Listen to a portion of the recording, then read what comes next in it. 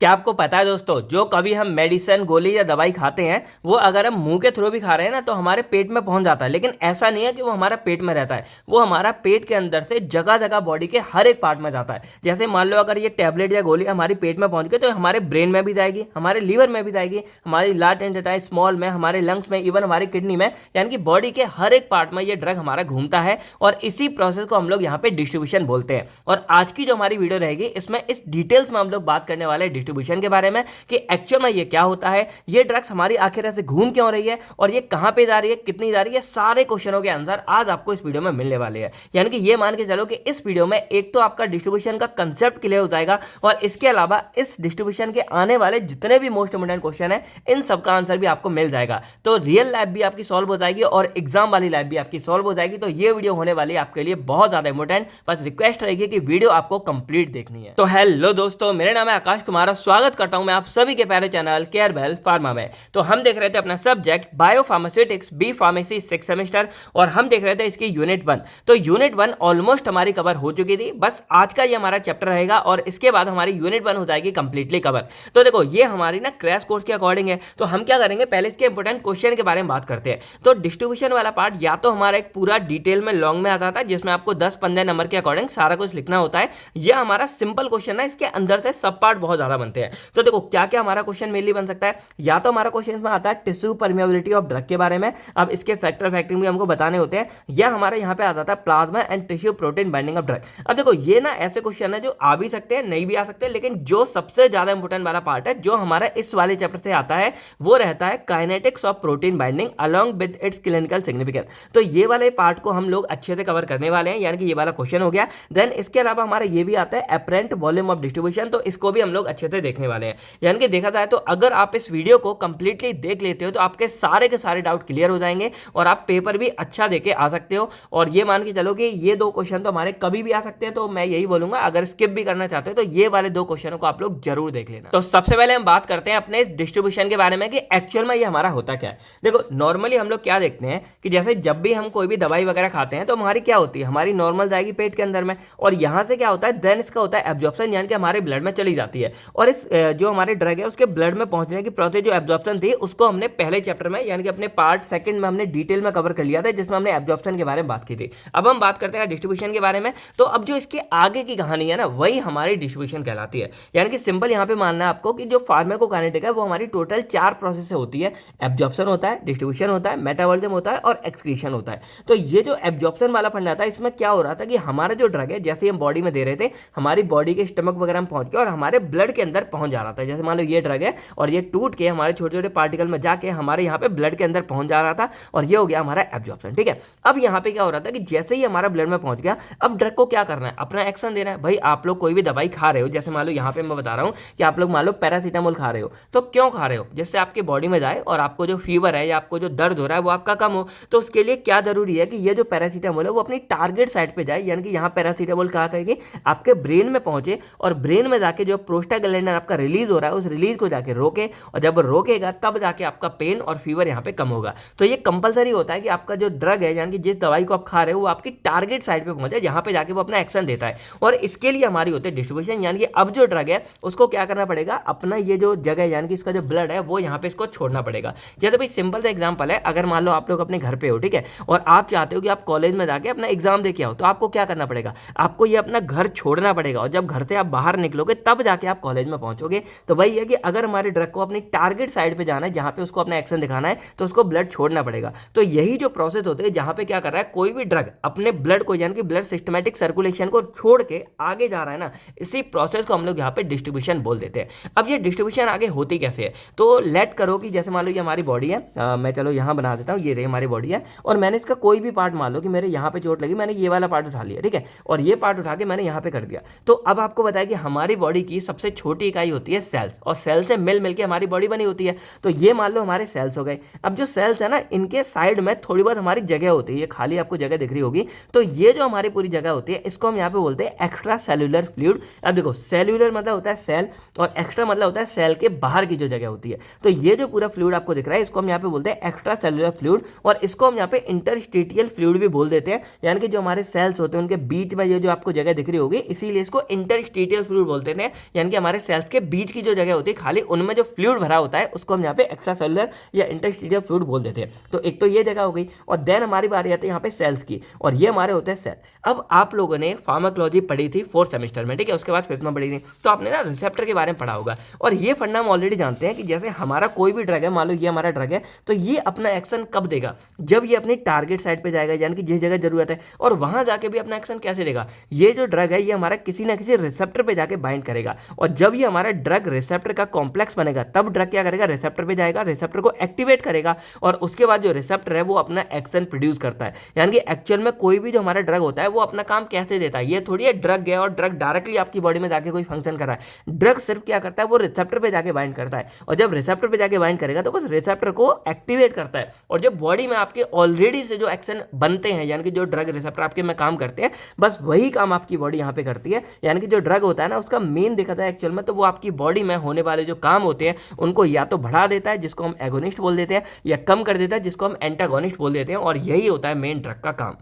अब ये जो हमारे रिसेप्टर होते हैं जिनके ऊपर ड्रग जाके बाइंड करता है, यही रिसेप्टर हमारे इन सेल्स के ऊपर प्रेजेंट होते हैं। अब ये रिसेप्टर या तो हमारे इन सेल के अंदर प्रेजेंट होते हैं, कुछ हमारे होते हैं जो अंदर होते हैं, और मोस्टली जो हमारे रिसेप्टर होते हैं वो हमारे सेल के यहाँ पे प्रेजेंट होते हैं, यानी कि जो हमारी सेल मेम्ब्रेन होती है। तो अब क्या करना होता है किसी भी ड्रग को, कि जैसे वो ड्रग हमारा ब्लड सर्कुलेशन से आ गया, देन वो हमारे यहाँ पे एक्स्ट्रा बस्कुलर यानी कि एक्स्ट्रा सेलुलर वाले फ्लूइड में पहुंच जाता है, और उसके बाद क्या होता है कि अब जो ड्रग है वो हमारा सेल के अंदर जाएगा। तो या तो सेल के अंदर जाएगा, किसी रिसेप्टर पे बाइंड करेगा और तब जाके अपना एक्शन प्रोड्यूस करेगा, या वो हमारी सेल की मेम्ब्रेन पे जाके किसी रिसेप्टर पे बाइंड करके अपना एक्शन प्रोड्यूस करेगा, और इस तरह जो है अपना कोई भी ड्रग होता है वो अपना एक्शन देता है। यानी कि अगर पैरासीटामोल के केस में देखा जाए तो ये क्या करेंगे, हमारे ब्रेन के पास पहुंचते हैं, और वहां पे जाके हमारा जो एंजाइम है उसको ब्लॉक करेंगे, और उसकी वजह से क्या होगा कि हमारे जो प्रोस्टाग्लैंडिन है वो अपना काम करना बंद कर देंगे, यानी कि प्रोड्यूस नहीं होते हैं, और तब जाके हमें एक्शन मिलेंगे। यानी कि ये जब अपने टारगेट साइट पे सेल्स के पास पहुंचेंगे, वहां पे जाके बाइंड होंगे, और तब जो है अपना एक्शन प्रोड्यूस करेंगे। तो ये होता है पूरा फंडा कि इस तरह काम करता है। अब इसमें डिस्ट्रीब्यूशन का क्या रोल था?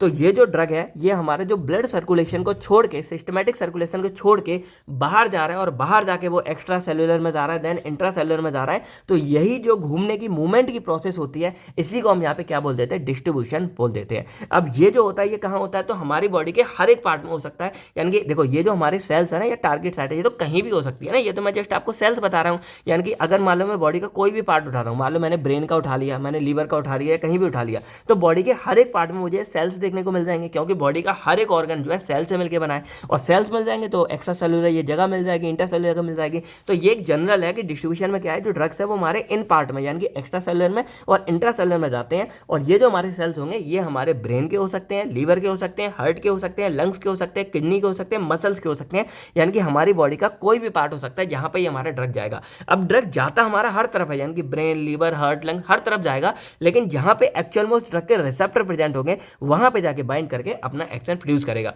यानी कि अगर मैं जैसे यहाँ दिखाऊं तो मान लो ये मेरा ड्रग था मेरा ब्लड से, और ये जगह जगह जा रहा है। आपको पता है क्यों और जाता कैसे है? हमारे ब्लड के थ्रू जाता है, यानी कि ब्लड के अंदर है, और ब्लड जैसे मेरे हार्ट में पहुंचेगा, ये ड्रग मेरा हार्ट के पास पहुंच गया, लेकिन वहां पे कोई काम नहीं है तो लौट के दोबारा ब्लड में आ गया, फिर मेरा रेस्पिरेटरी के बाद कोई काम नहीं है, तो इस तरह वो हमारी बॉडी के हर एक पार्ट में घूमता रहता है। तो यहाँ पे ये बोल सकते हैं कि जो डिस्ट्रीब्यूशन है वो मेरा रिवर्सिबल होता है, यानी कि ड्रग मेरा अगर हार्ट में एक बार चला गया तो ऐसा नहीं है कि हार्ट से वापस नहीं निकलेगा, वो वापस भी आ जाता है, लेकिन जैसे ही वो अपने टारगेट साइट पे पहुंचेगा, जैसे मैंने बोला पैरासीटामोल है, तो जैसे ही वो अपना यहाँ पे पहुंचेगा यानी कि ब्रेन के पास पहुंचेगा, वहां जाके वो रिसेप्टर के ऊपर जाके बाइंड करेगा, और ड्रग रिसेप्टर कॉम्प्लेक्स बनेगा, और तब जाके जो हमको फार्माकोलॉजिकल एक्शन या इफेक्ट प्रोड्यूस होगा, और इससे हमारा जो सर का दर्द है या फीवर है वो हमारा कम हो जाएगा। लेकिन उसके बाद भी जैसे वो बाइंड हो जाता है, देन उसके बाद भी दोबारा वो रिलीज हो जाएगा हमारा ड्रग, और वापस हमारा ब्लड में आ जाता है, क्योंकि अब जो ड्रग है उसको अगर बॉडी से बाहर निकलना है तो उसको किडनी के पास जाना पड़ेगा, और वो जो किडनी के पास जाएगा वो भी हमारा जो है ब्लड के थ्रू ही जाएगा, देन किडनी उसको यूरिन के थ्रू जो है बॉडी से बाहर निकाल देती है, और उससे पहले वो लीवर के पास जाएगा, जिसमें वो जो ड्रग होता है उसको मेटाबोलाइज करते हैं, यानी कि एक्टिव से इनएक्टिव करते हैं, और तब वो हमारा किडनी के पास जाके बॉडी से बाहर जाता है। तो इसीलिए जो ड्रग है वो हमारा रिवर्सिबल क्या करता है, पूरी बॉडी में घूमता रहता है, और जहां भी उसके रिसेप्टर प्रेजेंट होते हैं वहां जाके अपना एक्शन प्रोड्यूस कर देगा, और दोबारा हमारा ब्लड में आ जाएगा, और दोबारा हमारा क्या करेगा, लीवर में मेटाबोलाइज होकर हमारी बॉडी से बाहर निकल जाता है। तो इस तरह हमारे जो पूरा का पूरा जो है डिस्ट्रीब्यूशन का खेल चलता रहता है। तो अब अगर हम इसके बारे में बात करें तो इन फार्माकोकाइनेटिक, यानी कि आपको पता है फार्माकोकाइनेटिक क्या होता है, हमारी कंप्लीट प्रोसेस, यानी कि एडीएमई को हम यहाँ पे फार्माकोकाइनेटिक बोल देते हैं, एब्जॉर्प्शन, डिस्ट्रीब्यूशन, मेटाबॉलिज्म, एक्सक्रीशन। तो ये in pharmacokinetic the movement of drug in the body after administration, यानी कि जब हमारा जो ड्रग है वो हमारा यहाँ पे पहुंच गया, सिस्टमैटिक सर्कुलेशन यानी कि ब्लड में पहुंच गया, इसको एब्जॉर्प्शन बोलते हैं। तो जब हमारे ड्रग की मूवमेंट आफ्टर एब्जॉर्प्शन, यानी कि एब्जॉर्प्शन होने के बाद की जो मूवमेंट है उसी को हम यहाँ पे जो है ड्रग डिस्पोजिशन बोल देते हैं। अब ये नया वर्ड आ गया होगा। तो एक्चुअल में जो डिस्पोजिशन है वो ना कंप्लीट प्रोसेस है, यानी कि जैसे मैंने अभी आपको बताया था कि जो मेरा ड्रग है वो यहाँ पे जाएगा और बॉडी के हर एक पार्ट में घूम रहा है, और घूमने के बाद जहाँ पे उसको उसके रिसेप्टर मिल रहा है वहां जाके बाइंड करके अपना एक्शन दे रहा है, और उसके बाद वो जाता है लीवर के पास में, और लीवर क्या करता है, उस ड्रग को मेटाबोलाइज कर देता है। और मेटाबोलाइज का मतलब क्या है कि अब जो हमारा ड्रग है वो यहाँ पे एक्टिव से इनएक्टिव हो जाता है, और जब इनएक्टिव हो जाता है देन वो मेरा किडनी के पास जाएगा और किडनी उसको बाहर निकाल देती है। तो जो ये प्रोसेस होती है इसको हम यहाँ पे बोलते हैं मेटाबॉलिज्म, और जो किडनी क्या करते हैं उसको एक्सक्रीट आउट कर रही है, यानी कि जो आगे की प्रोसेस है हमारी मेटाबॉलिज्म और एक्सक्रीशन, ये दोनों प्रोसेस भी हमारे जो है एडीएमई के अंदर आती है। तो यहाँ पे जो एब्जॉर्प्शन है वो मेरा मेन पार्ट हो गया, और जो डिस्ट्रीब्यूशन, मेटाबॉलिज्म और एक्सक्रीशन है ये तीनों प्रोसेस को मिला के हम यहाँ पे क्या बोल देते हैं, डिस्पोजिशन बोल देते हैं। यानी कि डिस्पोजिशन क्या होता है एक्चुअल में कि हमारे जो ड्रग है वो हमारा ब्लड के अंदर से कम हो रहा है और आगे हमारी बॉडी में कहीं कहीं जा रहा है। तो ब्लड के अंदर से कम होने की जो प्रोसेस है उसी को हम यहाँ पे डिस्पोजिशन बोल देते हैं। अब जो डिस्पोजिशन में दो मेन प्रोसेस है, एक हमारी होती है डिस्ट्रीब्यूशन, जो मैंने बता दिया कि यहाँ पे जो मेरा ड्रग है वो मेरे बॉडी के डिफरेंट डिफरेंट पार्ट में घूम रहा है, यानी कि मेरा ब्लड यहाँ से ब्रेन में, हार्ट में, इधर हर तरफ बॉडी में जा रहा है, और ये आपस में भी इंटरचेंज हो रहा है, यानी कि पूरा का पूरा रिवर्सेबल खेल चल रहा है। ठीक है, अब यहाँ पे बात करते हैं एलिमिनेशन की। तो एक बार जब ड्रग पूरा घूम लेता है देन यहाँ पे होती है एलिमिनेशन। अब एलिमिनेशन में फर्दर हमारे दो प्रोसेस होती है, यानी कि पहले होती है मेटाबॉलिज्म, जिसको हम बायो ट्रांसफॉर्मेशन, यानी कि जो हमारा ड्रग है वो एक्टिव से इनएक्टिव होगा लीवर के अंदर में, और जब एक बार ये हो जाता है देन ये मेरा एक्सक्रीट आउट, यानी कि बॉडी से मेरा बाहर चला जाता है, और ये होता है किडनी के थ्रू। ठीक है, तो ये हो गया मेरा डिस्पोजिशन वाला पार्ट। अब हमको मेनली क्या करना है, ड्रग डिस्ट्रीब्यूशन के बारे में बात करनी है, यानी कि इसके बारे में बात करनी है जो हमारी नेक्स्ट यूनिट रहेगी, यानी कि जैसे आप देख सकते हो यूनिट सेकंड रहेगी, इसमें हम बात करेंगे एलिमिनेशन के बारे में। और एलिमिनेशन में अभी मैंने बताया कि एलिमिनेशन में दो प्रोसेस आती है, एक होती है मेटाबॉलिज्म, एक तो एक्सक्रीशन। तो ये दोनों के बारे में यहाँ पे बात करेंगे, यानी कि यहाँ पे पहले ड्रग मेटाबॉलिज्म के बारे में बात करेंगे और बाद में हम यहाँ पे एक्सक्रीशन और ड्रग के बारे में बात करेंगे। तो इस तरह हम पूरी की पूरी बायोफार्मास्यूटिक्स में भी जो कॉलोजी में हमने पढ़ी थी, यानी कि कंप्लीट ये काइनेटिक के बारे में पढ़ने वाले हैं। अब जो बात मैंने आपको यहाँ पे बताई थी कि पूरा घूमता, वही यहाँ पे लिखा है कि after drug is absorb into blood stream, जैसे ही खून हमारा मतलब हमारा जो ड्रग है खून में आ जाएगा, ये हमारा ब्लड के अंदर केवल रहता नहीं है, वो हमारा बॉडी के डिफरेंट डिफरेंट पार्ट में घूमता है, जैसे liver, kidney, brain, muscles, fat में घूमेगा। और इसी को यानी कि जो हमारा ड्रग है जो मूवमेंट कर रहा है हमारे सिस्टमैटिक सर्कुलेशन से, यानी कि हमारी सिस्टमैटिक सर्कुलेशन से हमारे बॉडी के डिफरेंट डिफरेंट पार्ट में, यानी कि यहाँ से बॉडी के डिफरेंट पार्ट में जो मूवमेंट कर रहा है, इसी मूवमेंट को हम यहाँ पे क्या बोल देते हैं, ड्रग डिस्ट्रीब्यूशन बोल देते हैं। तो अब हम क्या करेंगे, एक एक करके जो भी हमारे सारे क्वेश्चन आते जाएंगे इनको सॉल्व भी करेंगे और सब कुछ हम यहाँ पे देखने वाले हैं। तो हम पहले बात करते हैं right a detail note on distribution के बारे में कि एक्चुअल में डिस्ट्रीब्यूशन क्या है। तो देखो मैंने आपको समझा तो दिया है, बस यहाँ पे देखा जाए तो it is the reversible transfer. अब रिवर्सिबल मैंने पहले ही बताया था कि हमारा अगर ये हार्ट में जा रहा है तो हार्ट से जो डायरेक्ट जो ड्रग है वो हमारा दोबारा ब्लड में भी आ जाता है, ऐसे जब बाकियों में जाता है तो वो हमारा वापस घूमता रहता है, इंटरचेंज होता रहता है, इसीलिए इसको रिवर्सिबल बोलते हैं। तो it is the reversible transfer of a drug between the blood, यानी कि जो हमारा सिस्टमैटिक सर्कुलेशन है ये ब्लड वाला हो गया, and the extra vascular tissue. अब देखो एक्स्ट्रा वस्कुलर का मतलब क्या होता है, एक्स्ट्रा का मतलब होता है अदर, और वस्कुलर मतलब होता है ब्लड वेसल, यानी कि जो हमारा ब्लड है वहां से जब इधर जा रहा है, जैसे हमारे सेल्स में जा रहा है, तो जो ड्रग है वापस भी हमारा जो है ब्लड में आ जाता है। और इसी को हम यहाँ पे रिवर्सिबल बोलते हैं कि हमारा ड्रग से यानी कि हमारे ब्लड से लेकर हमारे बॉडी के डिफरेंट डिफरेंट टिश्यू में जो हमारा ब्लड जो ड्रग हमारा घूम रहा है, इसी को हम यहाँ पे क्या बोलते हैं, डिस्ट्रीब्यूशन बोल देते हैं। अब इट इज अ रिवर्सिबल, यानी कि ये हमारा रिवर्सिबल होता है। इसका मतलब क्या है कि जो ड्रग है हमारा can move from blood to tissue, यानी कि हमारा जो ड्रग है वो हमारा क्या कर सकता है,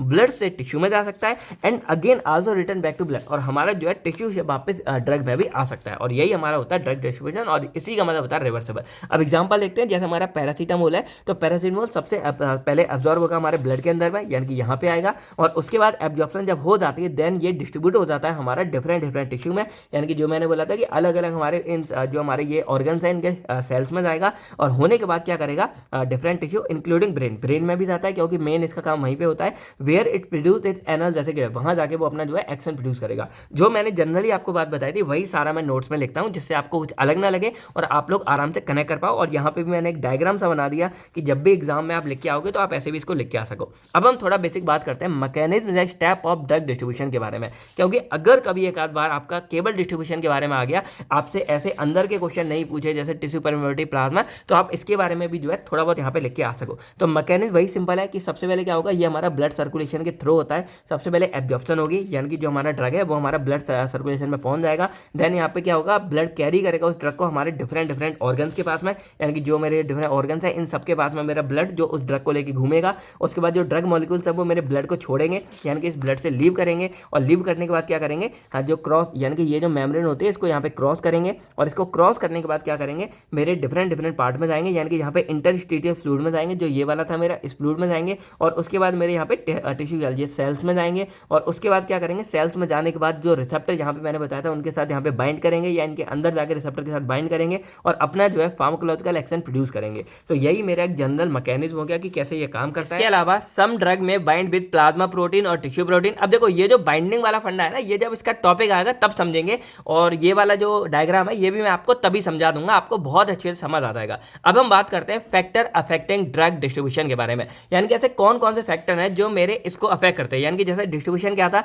ड्रग मेरा ब्लड सर्कुलेशन से निकल के बॉडी के हर एक पार्ट में जा रहा है, और वहां जाके बॉडी के एक्स्ट्रा सेलुलर में, इंट्रासेलुलर में, और इस ड्रग के अंदर मतलब रिसेप्टर पे जाके बाइंड करके अपना एक्शन दे रहा है। यही मेरी डिस्ट्रीब्यूशन थी यहाँ पे। तो एक्चुअल में कौन कौन से ऐसे फैक्टर हैं जो मेरे इस डिस्ट्रीब्यूशन को यहाँ पे अफेक्ट कर सकते हैं। तो स्टार्टिंग में हमारे 3 बहुत मेजर फैक्टर हैं जो काफी मेजर रोल प्ले करते हैं, जैसे tissue permeability of drug, then protein binding of drug, then tissue binding of drug. अब देखो ये जो टॉपिक है ना, ये हमारे, अगर आपने ध्यान दिया होगा तो जो ये क्वेश्चन थे टिश्यू परमेबिलिटी वाला, प्लाज्मा, टिश्यू प्रोटीन बाइंडिंग, इसको जब हम पढ़ेंगे ना तब आपको ये क्लियर हो जाएंगे। इसके अलावा जो हमारे आते हैं कुछ छोटे मोटे फैक्टर, जैसे हमारा ब्लड फ्लो हो गया, लिपिड सॉल्युबिलिटी हो गया, डिग्री ऑफ आयनाइजेशन हो गया, इसको हम लोग यहाँ पे अभी अच्छे से कर लेते हैं। अब ब्लड फ्लो एक्चुअल में क्या होता है, तो जैसे मैं क्या बोल रहा था कि यहाँ पे मान लो कोई भी हमारा ड्रग है जो इसके अंदर, यानी कि यहाँ पे अगर मैं दिखाऊं, मान लो ये मेरा ड्रग है, ठीक है। अब ये ड्रग मेरा क्या कर रहा है, बॉडी के हर एक बॉडी के पार्ट में जाके या सिस्टम में जाके घूम रहा है। तो कैसे घूम रहा है भाई, सिंपल सा आंसर है, हमारे ब्लड के थ्रू, क्योंकि बॉडी के हर एक पार्ट में क्या है, ब्लड हमारा कॉमन है जो बॉडी के हर एक पार्ट में जा रहा है, और जो ड्रग है वो ब्लड के अंदर है, तो वो ब्लड के अंदर से ही हमारा जो है बॉडी के हर एक पार्ट में जा रहा है, ठीक है।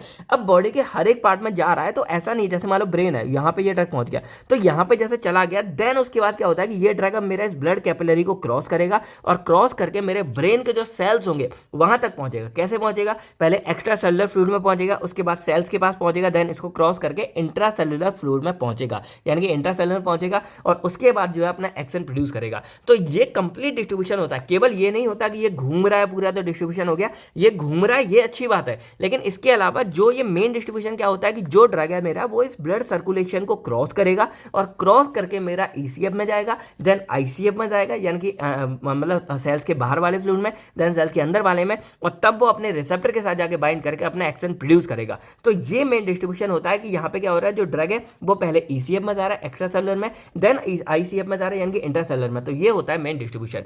अब यहाँ पे डिस्ट्रीब्यूशन किस में ज्यादा होगा भाई, ऑब्वियसली बात है कि ब्लड हमारा यहाँ पे ज्यादा पहुंचेगा, वहीं डिस्ट्रीब्यूशन ज्यादा होगा। अब मान लो ब्रेन के पास ब्लड ज्यादा आता है तो ऑब्वियसली बात है कि ड्रग भी हमारा यहाँ पे ज्यादा आएगा, और जब यहाँ ज्यादा आएगा तो ड्रग की एब्जॉर्प्शन भी, जो सॉरी डिस्ट्रीब्यूशन भी हमारी जो है यहाँ पे ज्यादा होगी। बस यही होता है हमारा पहला फैक्टर, यानी कि ब्लड फ्लो क्या है कि जो हमारा ऑर्गन होते हैं जिनमें हाई ब्लड की सप्लाई होती है उनमें ड्रग भी हमारा ज्यादा पहुंचता है। जैसे हमारी सबसे ज्यादा सप्लाई होती है लीवर में, फिर किडनी में, फिर हमारे हार्ट में, फिर हमारे ब्रेन में। तो इन सब में क्या होता है कि हमारा जो ड्रग है वो फास्टर तरीके से पहुंचता है। देन हमारा आता है लिपिड सॉल्युबिलिटी। अब देखो यहाँ पे हम क्या देख रहे हैं कि जो हमारे ड्रग होते हैं उनको अगर यहाँ पे जाना है यानी कि ईसीएफ में और आईसीएफ में जाना है तो उनको क्या करना पड़ेगा, इसको क्रॉस करना पड़ता है, जो हमारे ब्लड की कैपिलरी होती है यानी कि मेम्ब्रेन होती है। तो जो हमारे ड्रग लिपिड सॉल्युबल होते हैं ना वो इसको आराम से क्रॉस कर पाते हैं, और इधर भी क्रॉस कर पाते हैं, और इवन जो हमारे सेल मेम्ब्रेन है ये तो हमारी बाइलेयर ऑफ फॉस्फोलिपिड की बनी होती है। तो जो हमारे ऐसे ड्रग होते हैं जो लाइपोफिलिक होते हैं वो इजीली इसको क्रॉस कर पाते हैं, और जितने आराम से इसको क्रॉस करेंगे उतनी अच्छी उनकी डिस्ट्रीब्यूशन होगी, यानी कि उतने ज्यादा वो मेरे ईसीएफ और आईसीएफ में फैलेंगे। तो ये मेरा होता है कि highly lipid soluble drug can easily cross biological membrane and distribute widely in the body. जैसे हमारे एग्जांपल थायोपेंटल हो गया तो बहुत अच्छे से हमारे डिस्ट्रीब्यूट हो जाता है। देन हमारी आती है डिग्री ऑफ आयोनाइजेशन। तो यहाँ पे क्या होता है कि हम ये पता करते हैं कि कोई भी ड्रग हमारा आयोनाइज है या नॉन आयोनाइज है। अब इसका मतलब हम लोग जानते हैं, जैसे कोई भी ड्रग अगर हमारा आयोनाइज्ड है तो आयोनाइज का मतलब क्या होता है कि वो हमारा आयंस में प्रेजेंट है, यानी कि या तो पॉजिटिव है या नेगेटिव है, ये सब होगा। और जो अनआयोनाइज होते हैं यानी कि वो कंप्लीट ड्रग होते हैं, और जो हमारे, एक और बात समझ लो, जो हमारे नॉन आयोनाइज यानी कि इसको हम यहाँ पे अनआयोनाइज बोल देते हैं, तो जो हमारे अनआयोनाइज होते हैं वही हमारे यहाँ पे लिपिड सॉल्युबल होते हैं। और हमने अभी क्या जाना कि लिपिड सॉल्युबल हमारे इजीली क्रॉस कर जाते हैं। तो यहाँ पे क्या होगा कि जो मेरे यहाँ पे नॉन आयोनाइज्ड वाले ड्रग है वो मेरी मेम्ब्रेन को इजीली क्रॉस कर पाएंगे, क्योंकि वो हमारे क्या है भाई, आइंस की फॉर्म में नहीं है, वो कंप्लीट ड्रग है और वो मेरे लिपिड सॉल्युबल कहलाते हैं। ठीक है, इसके अलावा और भी हमारे फैक्टर हैं, जैसे जो एज हो जाती है वो भी डिपेंड करती है, और इसके अलावा प्रेगनेंसी हो गया, ओबेसिटी हो गया, डाइट हो गया, डिजीज स्टेट हो गई, ड्रग इंट्रैक्शन हो गया, बॉडी कंपोजिशन हो गए। तो ऐसे बहुत सारे फैक्टर हैं जो मेरे ड्रग डिस्ट्रीब्यूशन को अफेक्ट करते हैं। अब ये क्वेश्चन इतना ज़्यादा नहीं आता है, इसलिए मैंने शॉर्ट में आपको बता दिया। अब हम मेनली बात करेंगे अपने ये आगे वाले इन टॉपिक के बारे में। तो अब हम बात करते हैं अपने main topic tissue permeability of drugs and it's factor affecting के बारे में। यानी कि देखो, ये एक तो हमारा फैक्टर है जो हमारे डिस्ट्रीब्यूशन को अफेक्ट भी करता है, और एक ये हमारा अलग से भी टॉपिक है जो कई बार एग्जाम में आ जाता है, और जैसे यहाँ पे भी आप देखोगे तो अलग से ही पूरा हमारा दिया हुआ है टिश्यू परमेबिलिटी ऑफ ड्रग के बारे में। तो ये एक्चुअल में होती क्या है? अब देखो, सिंपल सा क्वेश्चन है, जैसे मैंने आपको उस टाइम पूछा था कि अगर कोई भी ड्रग है और उसको अपनी टारगेट साइट पे पहुंचना है, यानी कि अपना एक्शन प्रोड्यूस करना है, तो उसको कैसे पहुंचना पड़ेगा? भाई सिंपल सी बात है, उसको ब्लड से बाहर निकलना पड़ेगा। जैसे मैंने आपको बताया था कि अगर आपको क्या करना है कि आपको अपने घर से कॉलेज में जाना है, एग्जाम देने के लिए जाना है, तो आपको ये घर का दरवाजा खोलना पड़ेगा और घर से बाहर निकलना पड़ेगा। अब बहुत लोग बोलेंगे सर एग्जाम देने जा रहे हैं, हम नहीं जा रहे तो यहाँ पे बेसिकली क्या है कि अगर ड्रग को चाहिए कि वो टारगेट साइट पे जाए जिसके लिए हम उसको खा रहे हैं, तो हमारा ये मेन मोटिव है कि ड्रग को हमें यहाँ तक पहुंचाना है। और ड्रग यहाँ तक कैसे पहुंचेगा? उससे इस ब्लड की जो ये पूरी ब्लड वेसल्स है, या ये जो हमारी कैपिलरी होती है, मेम्ब्रेन होती है, वॉल होती है ब्लड की वेसल्स की, इसको क्रॉस करना पड़ेगा। और यही जो एबिलिटी होती है, यानी कि ड्रग की किसी भी ब्लड कैपिलरी को क्रॉस करने की जो एबिलिटी होती है ना, वही हमारी यहाँ पे टिश्यू परमिएबिलिटी कहलाती है। यानी कि परमिएबिलिटी का मतलब क्या होता है कि ये कितना परमिएबल है। परमिएबल ऐसे मानो, जैसे मान लो ये अगर मैंने एक बना दिया, एक लाइन है, ठीक है, और ये मेरा एक चीज है कोई भी है, तो वो इसको कितनी आराम से क्रॉस कर पा रहा है, ये उसकी परमिएबिलिटी है। जितनी ज्यादा कर पाएगा, यानी कि जगह एकदम गया आराम से उसने क्रॉस कर दिया, ये मेरी क्या है, अच्छी परमिएबिलिटी है। और जितना कम कर पाएगा वो मेरी बुरी परमिएबिलिटी है। अब जैसे अगर मैं देखता हूँ, मान लो ये पेन है मेरी और इसको मुझे क्रॉस करना है, देखो इसमें क्या है, इसकी बहुत तीखी धार है, तो देखो ईजिली क्रॉस कर गया, इसकी परमिएबिलिटी अच्छी है। वहीं अगर इसको देखा जाए एज कम्पेयर टू इसको टाइम लगा, तो इसकी परमिएबिलिटी हमारी स्लो हो गई। तो परमिएबिलिटी क्या है कि कोई भी किसी भी मतलब इसको जो हमारी ये कैपिलरी की मेम्ब्रेन है, इसको कितनी आराम से क्रॉस कर पा रहा है, कितनी जल्दी क्रॉस कर पा रहा है, वही मेरी परमिएबिलिटी होती है। अब यहाँ पे बात आती है टिश्यू परमिएबिलिटी की। तो एक्चुअल में टिश्यू परमिएबिलिटी भी हमारी यही है कि कोई भी जो हमारा ड्रग है उसकी एबिलिटी देखी जाती है कि वो कितनी आराम से हमारे इस ब्लड कैपिलरी की मेम्ब्रेन को क्रॉस कर रहा है, और उसके बाद हमारा यहाँ पे आईसी यानी कि एक्स्ट्रा सेलुलर फ्लूइड में पहुंच रहा है, और उसके बाद मेरी सेल मेम्ब्रेन को क्रॉस कर रहा है और मेरे सेल के अंदर पहुंच रहा है, और देन वो रिसेप्टर पे बाइंड होकर अपना एक्शन देगा। यानी कि ये जो एबिलिटी है मेरी किसी भी ड्रग की, ब्लड कैपिलरी की इस मेम्ब्रेन को क्रॉस करना, देन यहाँ पे सेल मेम्ब्रेन की मेम्ब्रेन को क्रॉस करना, यही हमारी कहलाती है टिश्यू परमेबिलिटी ऑफ ड्रग। यानी कि अगर इसको डिफाइन करेंगे तो it is the ability of a drug to cross the capillary membrane या वॉल, यानी कि जो मेरी ये कैपिलरी है ब्लड की, इसकी वॉल को कैपिलरी मेम्ब्रेन या wall and enter body tissue is called tissue permeability of drug.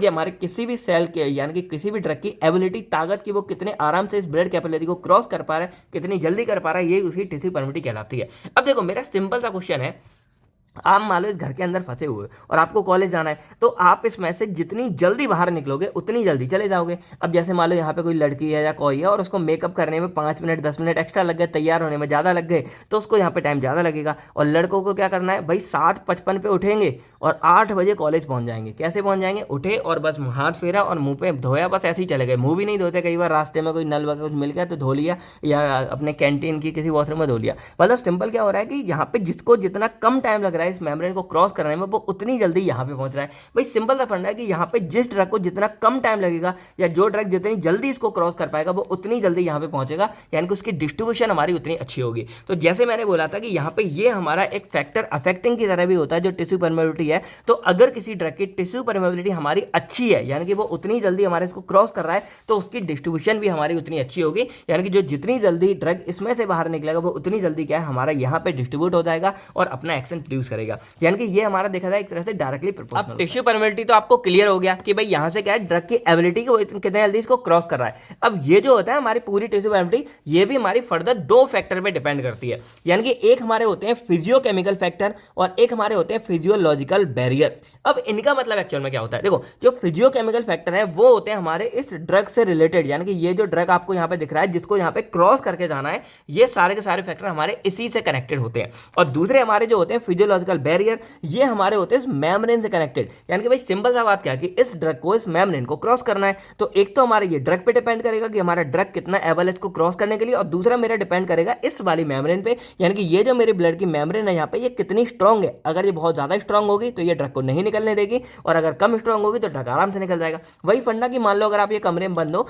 तो एक तो आप पे डिपेंड करता है कि आप कितना तेजी से यहाँ से निकलना चाहते हो, दूसरा कि मान लो अब ये दीवार या दरवाजा हमारा बहुत ज्यादा मजबूत है, यानी कि आप दोनों एक कमरे में बंद हो और कमरे की चाबी खो जाए, तो ये आप पे डिपेंड करता है कि आप उससे कितने मतलब सरलता से निकलना चाहते हो, निकलना भी चाहते हो कि नहीं निकलना चाहते हो, कमरे में बंद हो गए। और दूसरा होता है कि जो दरवाजा है वो कितना मजबूत है। अब हर कोई दया तो होता नहीं कि दरवाजा तोड़ देगा, तो अगर दरवाजा बहुत ज्यादा मजबूत है तो ये टूटेगा नहीं, तो इसको टाइम लगेगा। तो वही डिपेंड करता है कि अगर ये हमारी जो ब्लड मेम्ब्रेन है यहाँ पे कैपिलरी है ये हमारी कितनी है। अब एक डाउट मैं और आपका सॉल्व कर दूं, जैसे ये जो कैपिलरी आपको दिख रही होगी ये हर तरफ अलग अलग होती है, यानी कि जैसे ये कैपिलरी हमारी बॉडी के हर एक पार्ट में प्रेजेंट है, बॉडी के इवन हर एक पार्ट में। आप अगर यहाँ पे भी मैं कट लगाऊंगा ना, मेरे यहाँ से भी ब्लड निकलेगा, मतलब इसके पास भी मेरी जो है कैपिलरी ब्लड की प्रेजेंट है, ठीक है। अब ये जो कैपिलरी है ना ये हमारी मूवमेंट नहीं करती, मूवमेंट करता है हमारा ब्लड, यानी कि सिर्फ जो लिक्विड पार्ट है वो मेरा घूम रहा है। तो इसका मतलब क्या है कि जो कैपिलरी है वो मेरी ऑलरेडी फिक्स है, मेरी बॉडी के हर एक पार्ट में कैपिलरी ऑलरेडी फिक्स है। तो जो बॉडी के हर एक पार्ट में कैपिलरी मेरी फिक्स है, यानी कि ब्लड की जो ब्लड वेसल है मेरी फिक्स है, ये हर एक बॉडी के अलग अलग पार्ट में अलग अलग हो सकती है। मेरा कहने का ये मतलब है, यानी कि हो सकता है कि मेरे यहाँ पे है ये मेरी कमजोर है, और हो सकता है कि ये जो ब्लड कैपिलरी मेरे ब्रेन के पास प्रेजेंट है ये मेरी मजबूत हो, कहीं पे मतलब इनकी मोटाई पतली हो सकती है, कहीं पे मतलब बहुत ज़्यादा मोटी हो सकती है, कहीं पे ये हल्की हो सकती है, कहीं पे बहुत ज़्यादा मजबूत हो सकती हैं। तो इसीलिए जो हमारे ये फिजियोलॉजिकल बैरियर आते हैं ये बनते हैं, यानी कि ये डिसाइड करते हैं कि बॉडी के किस पार्ट में जो हमारा ड्रग है या ब्लड है वो आराम से पहुंचेगा, और बॉडी के किस पार्ट में जो मेरा ब्लड या ड्रग है वो बहुत ही स्लो पहुंचेगा। ये मेरा डिपेंड करता है इन फिजियोलॉजिकल बैरियर पर। जब हम इसके बारे में पढ़ेंगे तब आपको बहुत अच्छे से समझ आएगा। तो अब हम बात करते हैं अपने पहले फैक्टर फिजियोकेमिकल फैक्टर के बारे में। अब देखो सिंपल नाम से क्या समझ आ रहा है, फिजियोकेमिकल, यानी कि यहाँ पे केमिकल एंड फिजिकल प्रॉपर्टीज के बारे में बात हो रही है। अब मैंने क्या बोला कि ये फैक्टर आपके ड्रग से कनेक्टेड होते हैं, यानी कि यहाँ पे क्या है कि जिस ड्रग को हमारे इसको क्रॉस करना है मेम्ब्रेन को, उन ड्रग की फिजिकल एंड केमिकल प्रॉपर्टीज के बारे में बात करेंगे, और वो प्रॉपर्टीज हमारी डिपेंड करती है कि कोई भी ड्रग मेरा कितनी आसानी से जो है इसको क्रॉस करेगा। अब इसमें पहली हमारी प्रॉपर्टी आती है लिपिड सॉल्युबिलिटी। अब देखो हम ये सब जानते हैं कि हमारी बॉडी का ऑलमोस्ट जो पार्ट है वो हमारा लिपिड नेचर का बना होता है, यानी कि लिपिड लेयर से बना होता है। अब यहाँ पे क्या है कि आपको ये फंडा पता होगा लाइक डिसॉल्व लाइक, यानी कि जो जैसा होता है ना जैसे को तैसा वाला आपने सुना होगा। तो यहाँ पे क्या होता है कि हमारा जो ड्रग अगर कोई लिपिड नेचर का होगा, यानी कि जो लिपिड सॉल्युबल बहुत ज्यादा होगा, वो इसको मेम्ब्रेन को आराम से क्रॉस कर पाएगा, क्योंकि जितनी भी हमारी ये मेम्ब्रेन है, ये मेम्ब्रेन है, ये मेम्ब्रेन है, ये मोस्टली हमारी जो है एक लिपिड नेचर की होती है। तो अगर कोई भी ड्रग मेरा लिपिड सॉल्युबल होगा तो वो इसको आराम से जो है क्रॉस कर पाएगा। ये आपने 1000 बार सुना होगा। तो लिख सकते हैं कि it is one of the most important factor affecting drug permeability, यानी कि ऐसा फैक्टर जो इसको अफेक्ट करेगा। अब जो बायोलॉजिकल मेम्ब्रेन है वो मोस्टली हमारी लिपिड लेयर की बनी होती है, तो अगर कोई लिपिड सॉल्युबल ड्रग होगा वो उसको इजीली जो है क्रॉस करेगा, यानी कि drugs with high lipid solubility cross membrane rapidly and distribute quickly into tissue, यानी कि कोई ड्रग अगर लिपिड सॉल्युबल है और हाई लिपिड सॉल्युबल है तो इजीली पास करेगा और बहुत ही जल्दी जो है उसका डिस्ट्रीब्यूशन यहाँ पे हो जाता है। एग्जांपल जैसे थायोपेंटल हो गया, तो ये एक हमारा जनरल एनेस्थेटिक है और ये बहुत जल्दी हमारा जो है ब्रेन में जाएगा और अपना इफेक्ट देता है। इसीलिए आपने कभी देखा होगा जो बेहोश करने वाली ऐसे दिखाई जाती हैं वो विद इन मिनट, यानी कि 2-3 मिनट के अंदर ही अपना एक्शन शुरू कर देती है।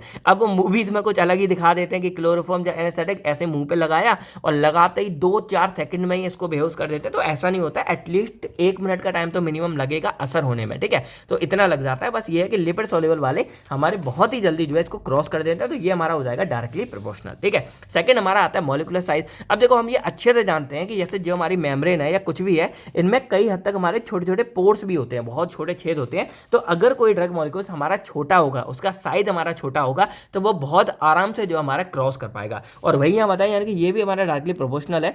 इसको इनवर्सली बोल सकते हैं कि मॉलिक्यूलर साइज हमारा जितना छोटा होगा, हमारी जो डिस्ट्रीब्यूशन है वो हमारी उतनी अच्छी हो जाएगी। यानी कि small molecules can easily pass through aqueous pores of capillary, यानी कि कैपिलरी के जो एक्वस पोर्स है पास हो जाता है। और जो लार्ज मॉलिक्यूल्स है वो थोड़ा स्लो करते हैं as compare to small molecule. अब एग्जांपल जैसे हमारा इथेनॉल हो गया, तो स्मॉल मॉलिक्यूल जैसे इथेनॉल हो गया, ये रैपिडली डिस्ट्रीब्यूट होता है। इसीलिए आपने देखा होगा अगर कभी कोई ड्रिंक वगैरह करता है तो भाई 1-2 1-2 पैक लगाएगा और विदिन आधा घंटे में ही जो है उसको असर होना शुरू हो जाता है, क्योंकि अल्कोहल जो होता है बहुत जल्दी आपकी बॉडी में जाके एब्जॉर्ब हो जाता है और डिस्ट्रीब्यूट भी बहुत जल्दी हो जाता है। अब इसके अलावा जैसे हमारा हेपेरिन हो गए, तो इनके बहुत ज़्यादा लार्ज मॉलिक्यूल्स होते हैं और इसीलिए वो आपके ब्लड में लंबे टाइम तक रहते हैं एज कम्पेयर टू डिस्ट्रीब्यूट होना, यानी कि ब्लड में ज़्यादा रहेंगे, उसको डिस्ट्रीब्यूट होने में बहुत ज़्यादा टाइम लग जाता है।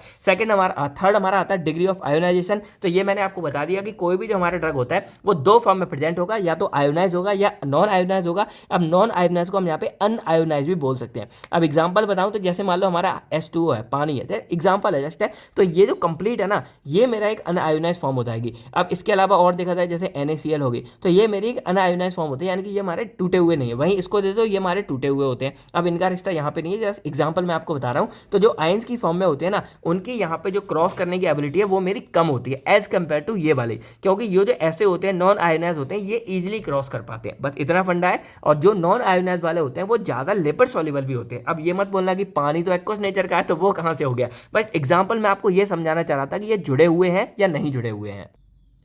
तो मोस्टली केस में क्या होता है कि जो मेरे नॉन आयोनाइज वाले ड्रग होते हैं वो लिपिड सॉल्युबल होते हैं, और हम ये पहले ही पढ़ चुके हैं कि जो लिपिड सॉल्युबल वाले ड्रग है वो हमारे बहुत जल्दी और रैपिडली हमारे एब्जॉर्ब भी हो जाते हैं और रैपिडली हमारे यहाँ से आगे डिस्ट्रीब्यूट भी हो जाते हैं। ठीक है, अब जैसे वीकली एसिडिक ड्रग है, जैसे हमारा एस्पिरिन हो गया, तो वो जल्दी एब्जॉर्ब हो जाएगा और डिस्ट्रीब्यूट भी हो जाता है, क्योंकि वो नॉन आयोनाइज फॉर्म में होता है, यानी कि वो इस तरह से टूटता नहीं है। देन हमारा फोर्थ आता है ड्रग कंसंट्रेशन ग्रेडियंट। अब देखो इसका मतलब क्या होता है, अब ये बात आप जानते हो कि जो हमारी एब्जॉर्प्शन है, आप लोगों ने इतना सारा एब्जॉर्प्शन के बारे में पढ़ा है, वो हमारी मोस्टली पैसिव डिफ्यूजन की वजह से होता है। इसका मतलब क्या होता है कि अभी हमने बॉडी में मान लो यहाँ पे 500 mg ड्रग दिया है, तो अभी बॉडी के पार्ट में, यानी कि हमारे स्टमक की ल्यूमन वाले पार्ट में ये ज्यादा है जो हमारे स्मॉल इंटेस्टाइन है, और उसके बाद इसको ब्लड के अंदर एब्जॉर्ब होना है, तो ब्लड में अभी हमारा ड्रग कम है, तो यहाँ पे क्या होता है हाई है, यहाँ पे हमारा लो है, तो इजिली क्या होता है हाई वाला ड्रग हमारा लो के अंदर जो है यहाँ पे एब्जॉर्ब होना शुरू हो जाता है, और इसी को हम यहाँ पे क्या बोलते हैं पैसिव डिफ्यूजन, और इसी के थ्रू हमारा डिस्ट्रीब्यूशन भी होता है। यानी कि अब जो ड्रग है मेरा यहाँ पे ब्लड के अंदर है और बॉडी के बाकी सेल्स में नहीं है, तो अब क्या करेगा मेरा ड्रग यहाँ से भी जो है आराम से इसको क्रॉस करना शुरू कर देगा।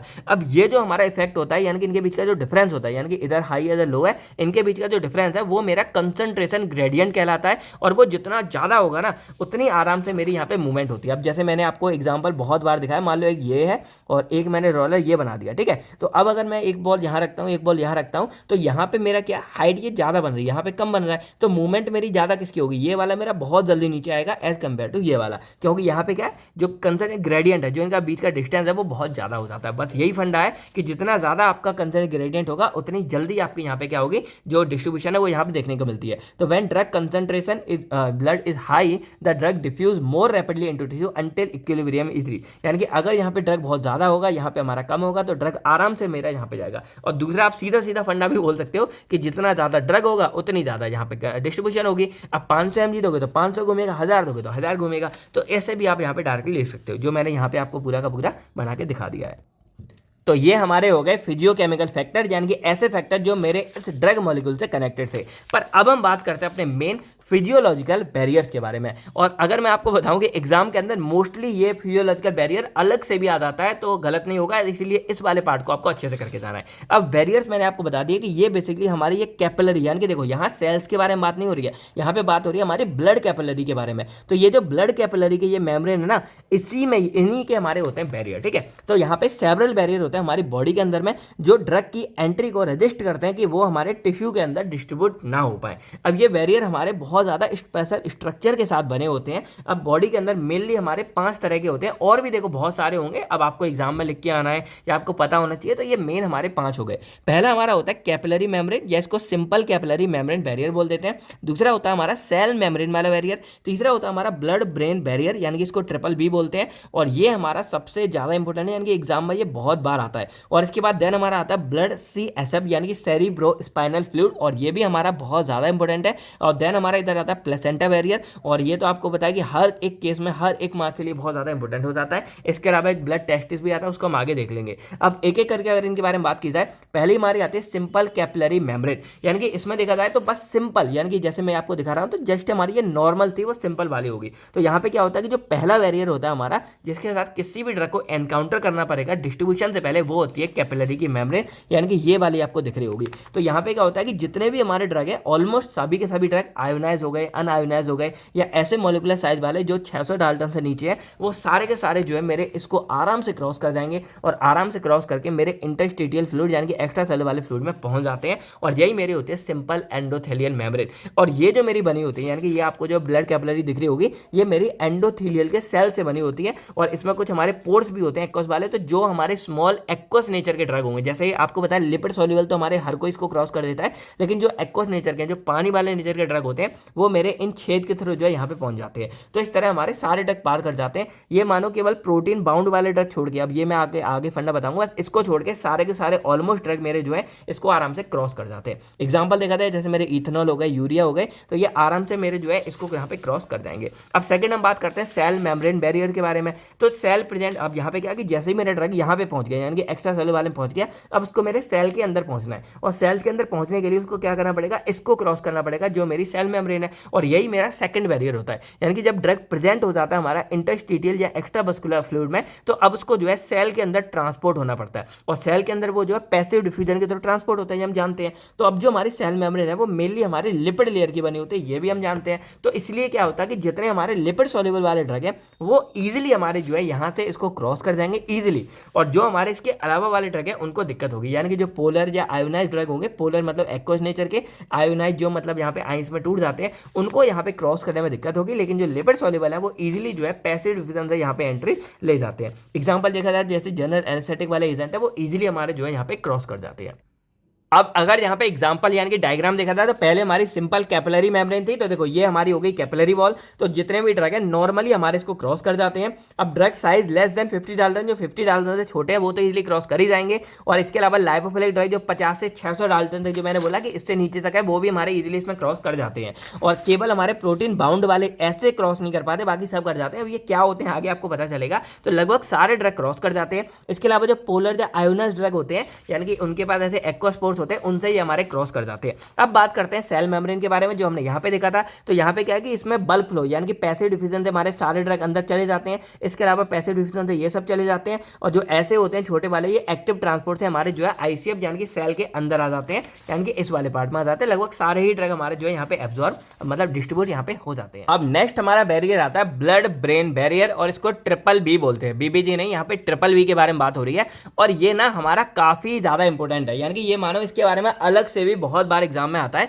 अब यहाँ पे बेसिकली क्या है, देखो हमको पता है कि जो हमारा ब्रेन है बहुत ज्यादा सेंसिटिव होता है, और अगर उसमें कोई भी ऐसा वैसा ड्रग पहुंच गया ना, तो वो क्या करेगा, हमारा दिमाग खराब कर सकता है। सुनते हो ना कि भाई दिमाग खराब हो गया हमारा, ये हो गया। तो इसीलिए जो हमारा ब्रेन है वहां पे अगर जैसे मान लो, जैसे मैं आपको ये दिखाता हूं अभी, तो यहाँ पे मान लो ये ब्लड है हमारा, और ये हमारा हर तरफ जो है डिस्ट्रीब्यूट है बॉडी के हर एक पार्ट में। तो जो ब्रेन के पास हमारा ब्लड जाता है ना, वहां पे जो ड्रग होते हैं उनको इस ब्लड यानी कि इसको मान लो ये, अगर मान लो ये हमारा ब्रेन के भी सेल्स है, ठीक है। तो अगर ब्रेन के ये सेल्स हैं, तो ब्रेन के सेल्स में क्या करेगा, जो ड्रग है उसको ये क्रॉस करने में बहुत ज़्यादा दिक्कत होने वाली है, क्योंकि जो हमारी ब्रेन की ब्लड वेसल्स होती हैं उनके पास प्रेजेंट होता है बीबीबी यानी कि ब्लड ब्रेन बैरियर। अब नाम से क्या समझ आ रहा है, ये हमारा ब्लड है, ये हमारा ब्रेन है, और ये एक बैरियर की तरह हमारा काम करता है। तो यही हमारा होता है ब्लड ब्रेन बैरियर। अब ये ना थोड़ा इसका जो स्ट्रक्चर है वो हमारा थोड़ा टफ होता है। ऐसा होता है कि इजीली हमारा जो ड्रग है वो इसको क्रॉस नहीं कर पाता है। अब यहाँ बात करें तो ये एक हमारा प्रोटेक्टिव बैरियर है, यानी कि एक तरह से हमारे ब्रेन को बचाने का काम करता है।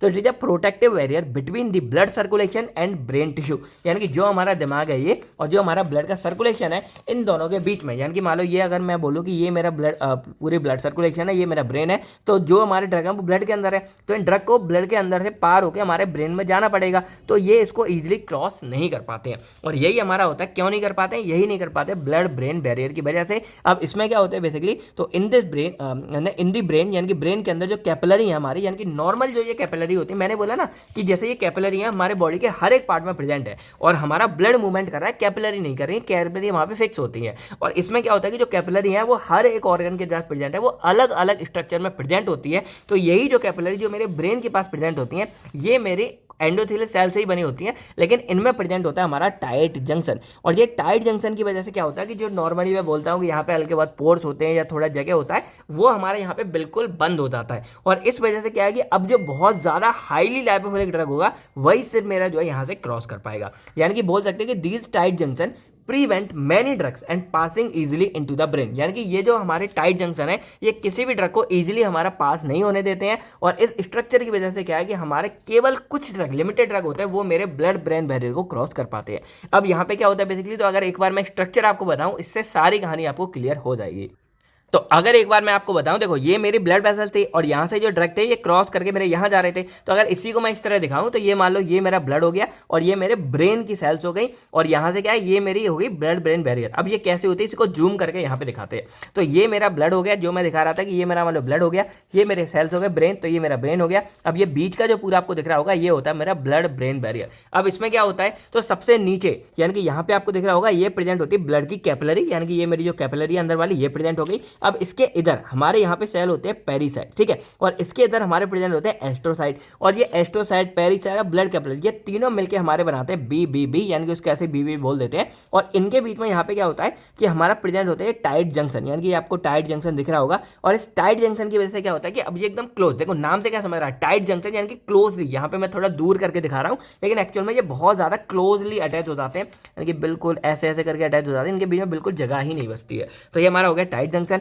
अब इनके बाद यहाँ पे ये होती है बेसमेंट मेम्ब्रेन, और इसके बाद ये हमारे ब्रेन के, यानी कि ये जो हमारा ब्रेन है उस ब्रेन के पार्ट है कि ये हमारा एक्स्ट्रा फ्लूइड है जो ब्रेन का होना चाहिए। ये हमारे ब्रेन के ग्लियल सेल है, यानी कि न्यूरॉन्स के बाद उनको न्यूरॉन को अटैच करते हैं, और ये मेरा बेसमेंट मेम्ब्रेन है। तो जो ये वाला पार्ट है, यानी कि इसको बीवी इसलिए बोले क्योंकि ये वाला जो मेन पार्ट है ये मेरा एज अ काम करता है बैरियर की तरह, और ये बैरियर इतना स्ट्रॉन्ग है टाइट जंक्शन की वजह से कि इजिली कोई भी ड्रग इसको क्रॉस नहीं कर पा रहा। तो जो हाईली लिपिड सॉल्युबल ड्रग होता है सिर्फ वही हमारे जो है इसको क्रॉस कर पाते हैं। तो अगर कभी भी आपके सामने ये वाला पार्ट आता है या आपके लिए फिजियोलॉजिकल बैरियर आते हैं, तो इतना लिखने के बाद आपको ये वाला स्ट्रक्चर बना के आना पड़ेगा। अगर आपको ये एक एक बार कहानी याद ना रहे तो बस एक ऐसा बना के आ जाना कि इसमें टाइट जंक्शन होता है, और इस वजह से जो है केवल जो हाईली लिपिड सॉल्युबल ड्रग होते हैं वही इसको क्रॉस कर पाते हैं। तो अब इनकी कैरेक्टर देखा जाए तो दे हैव टाइट जंक्शन, ठीक है, इनके पास कोई भी लार्ज पोर्स नहीं होता है, सेल्स के बीच में कोई पोर्स वगैरह नहीं है, और केवल जो लिपिड सॉल्युबल वाले हैं या बहुत ज़्यादा छोटे जो ड्रग होते हैं वही सिर्फ इसको जो है क्रॉस कर पाते हैं। अब एग्जाम्पल देखा जाए जैसे हमारे जनरल एनेस्थेटिक हो गया, या डाइजीपाम हो गया, या एल्कोहल वगैरह हो गया, यही सिर्फ हमारे इसको इजीली क्रॉस कर पाते हैं, बाकी के नहीं कर पा रहे हैं। अब जो बीबीपी है वो एक इंपॉर्टेंट रोल प्ले करता है हमारे ब्रेन को बचाने में, बहुत ज़्यादा हार्मफुल सब्सटेंस है, क्योंकि हर एक अगर जो सब्सटेंस है वो उसको क्रॉस करेगा तो हमारे ब्रेन में नुकसान हो सकता है। इसीलिए ये फिल्टर आउट करके जो बहुत ज़्यादा हाईली है या जरूरी है वही सिर्फ हमारे जो इसको क्रॉस कर पाते हैं। अब नेक्स्ट हमारा आता है blood CSF cerebrospinal fluid barrier. अब देखो ये क्या होता है, तो आपको पता होना चाहिए कि ये जो बैरियर है ये रेगुलेट करता है हमारे ड्रग को कि वो हमारा सेरियो स्पाइनल फ्लूइड में पहुंच पाए। अब जो सेरियो स्पाइनल फ्लूइड है ये भी हमारी बॉडी का एक प्रोटेक्टिव फ्लूइड होता है जो हमारे CNS के अंदर प्रेजेंट होता है, यानी कि देखो हमारे ब्रेन में भी प्रेजेंट है, और इसके अलावा जो हमारी स्पाइनल कॉर्ड होते हैं उसमें भी प्रेजेंट होता है। अब इनका क्या होता है मेनली, तो इनमें एक स्पेशलाइज सेल होता है कोरोइड प्लेक्सस से हमारा बना होता है ब्रेन के अंदर में, और ये क्या करता है, जो कोरोइड प्लेक्सस है ये एंट्री को प्रिवेंट करता है। जैसे हमारे ड्रग थे तो यहाँ पे कोरोइड प्लेक्सस होगा, डायग्राम भी दिखा दूंगा, उससे हमें ये बचा के रखता है। तो केवल जो हमारे कुछ सर्टेन ड्रग्स होंगे वही हमारे इस बैरियर को क्रॉस कर पाते हैं, इसके अलावा बाकी के नहीं कर पाते। और ये भी हमारा डिपेंड करता है लिपिड सॉल्युबिलिटी को, यानी कि जो हाईली लिपिड सॉल्युबल होगा वो इसको क्रॉस कर पाएगा, और जिनका मॉलिक्यूलर साइज बहुत छोटा होगा वही इसको क्रॉस कर पाएगा। एग्जाम्पल देखा जाए जैसे हमारा सल्फामिथाक्सोजोल हो गया या ट्राईमिथाप्रोन हो गया, वही सिर्फ इसको क्रॉस कर पाएंगे। अब देखो ये मेरी कैपिलरी की एंडोथीलियन है। अब इसमें ना ये ओपन जंक्शन होता है, कोई दिक्कत नहीं है, यानी कि इजीली हमारा ड्रग आ जाएगा, लेकिन इसके इधर एक हमारी कोरोइड प्लेक्सस एक एक्स्ट्रा लेयर प्रेजेंट होती है, और ये हमारी बहुत ज़्यादा टाइट जंक्शन से बनी होती है, यानी कि वही हमारा ब्लड ब्रेन बैरियर जैसा ही यहाँ पे पूरा काम हो जाता है। तो वो यहाँ पे होती है, तो ओपन पोर से तो कोई ड्रग आता है लेकिन यहाँ पे क्रॉस नहीं कर पाता है, और इसीलिए ये भी हमारी काफ़ी ज़्यादा इंपॉर्टेंट है हमको बचाने के लिए। तो ये हमारी हो जाती है ब्लड CSF यानी कि सेरियो स्पाइनल फ्लूइड बैरियर वाला। अब हमारी यहाँ पे फिफ्थ आती है प्लेसेंटल बैरियर। अब देखो इसके बारे में मैंने इतना इसलिए लिखा क्योंकि ये जरूरी है बहुत जानना, अब खासकर देखा जाए गर्ल्स के लिए तो बहुत ज़्यादा जरूरी है। तो ये भी हमारे क्या होते हैं कि it is made up of endothelium and many layer of tissue of foetal trophoblast basement membrane. और देखो बेसिकली क्या होता है, जैसे जब भी कोई मदर प्रेग्नेंट होती हैं तो वहां पे क्या होता है कि बच्चा पेट में पूरा हो रहा होता है, भ्रूण में, मतलब वहां पे यूट्रस में। अब उसके बाद क्या होता है कि अब बच्चे के पास खुद का तो कुछ है नहीं, तो जो भी खाना पीना है या कुछ भी हमारा XYZ है, जो भी एनर्जी वगैरह है, वो सारा का सारा ब्लड वगैरह जो मदर होती है उन्हीं से जो है बच्चे के पास पहुंचता है। और वो कैसे होता है, तो बच्चे में क्या होता है बेसिकली कि जो मैटरनल ब्लड है वही हमारा हमारा फीटल ब्लड के पास सिंपल यहाँ पे पहुंचना शुरू हो जाता है।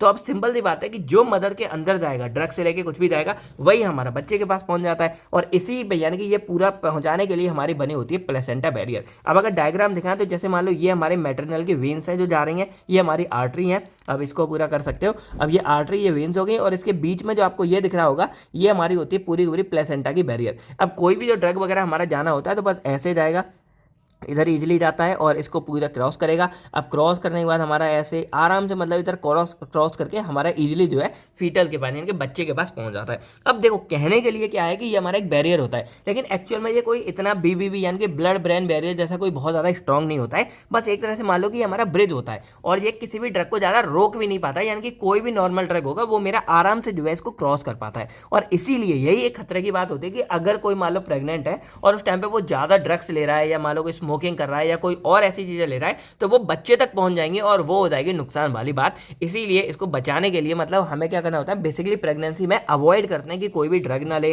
कैफीन वगैरह ना ले। जैसे आप देखोगे अगर कोई आप वैसी चीज भी लोगे ना, वहां पे स्पेशल वार्निंग लिखी होती है।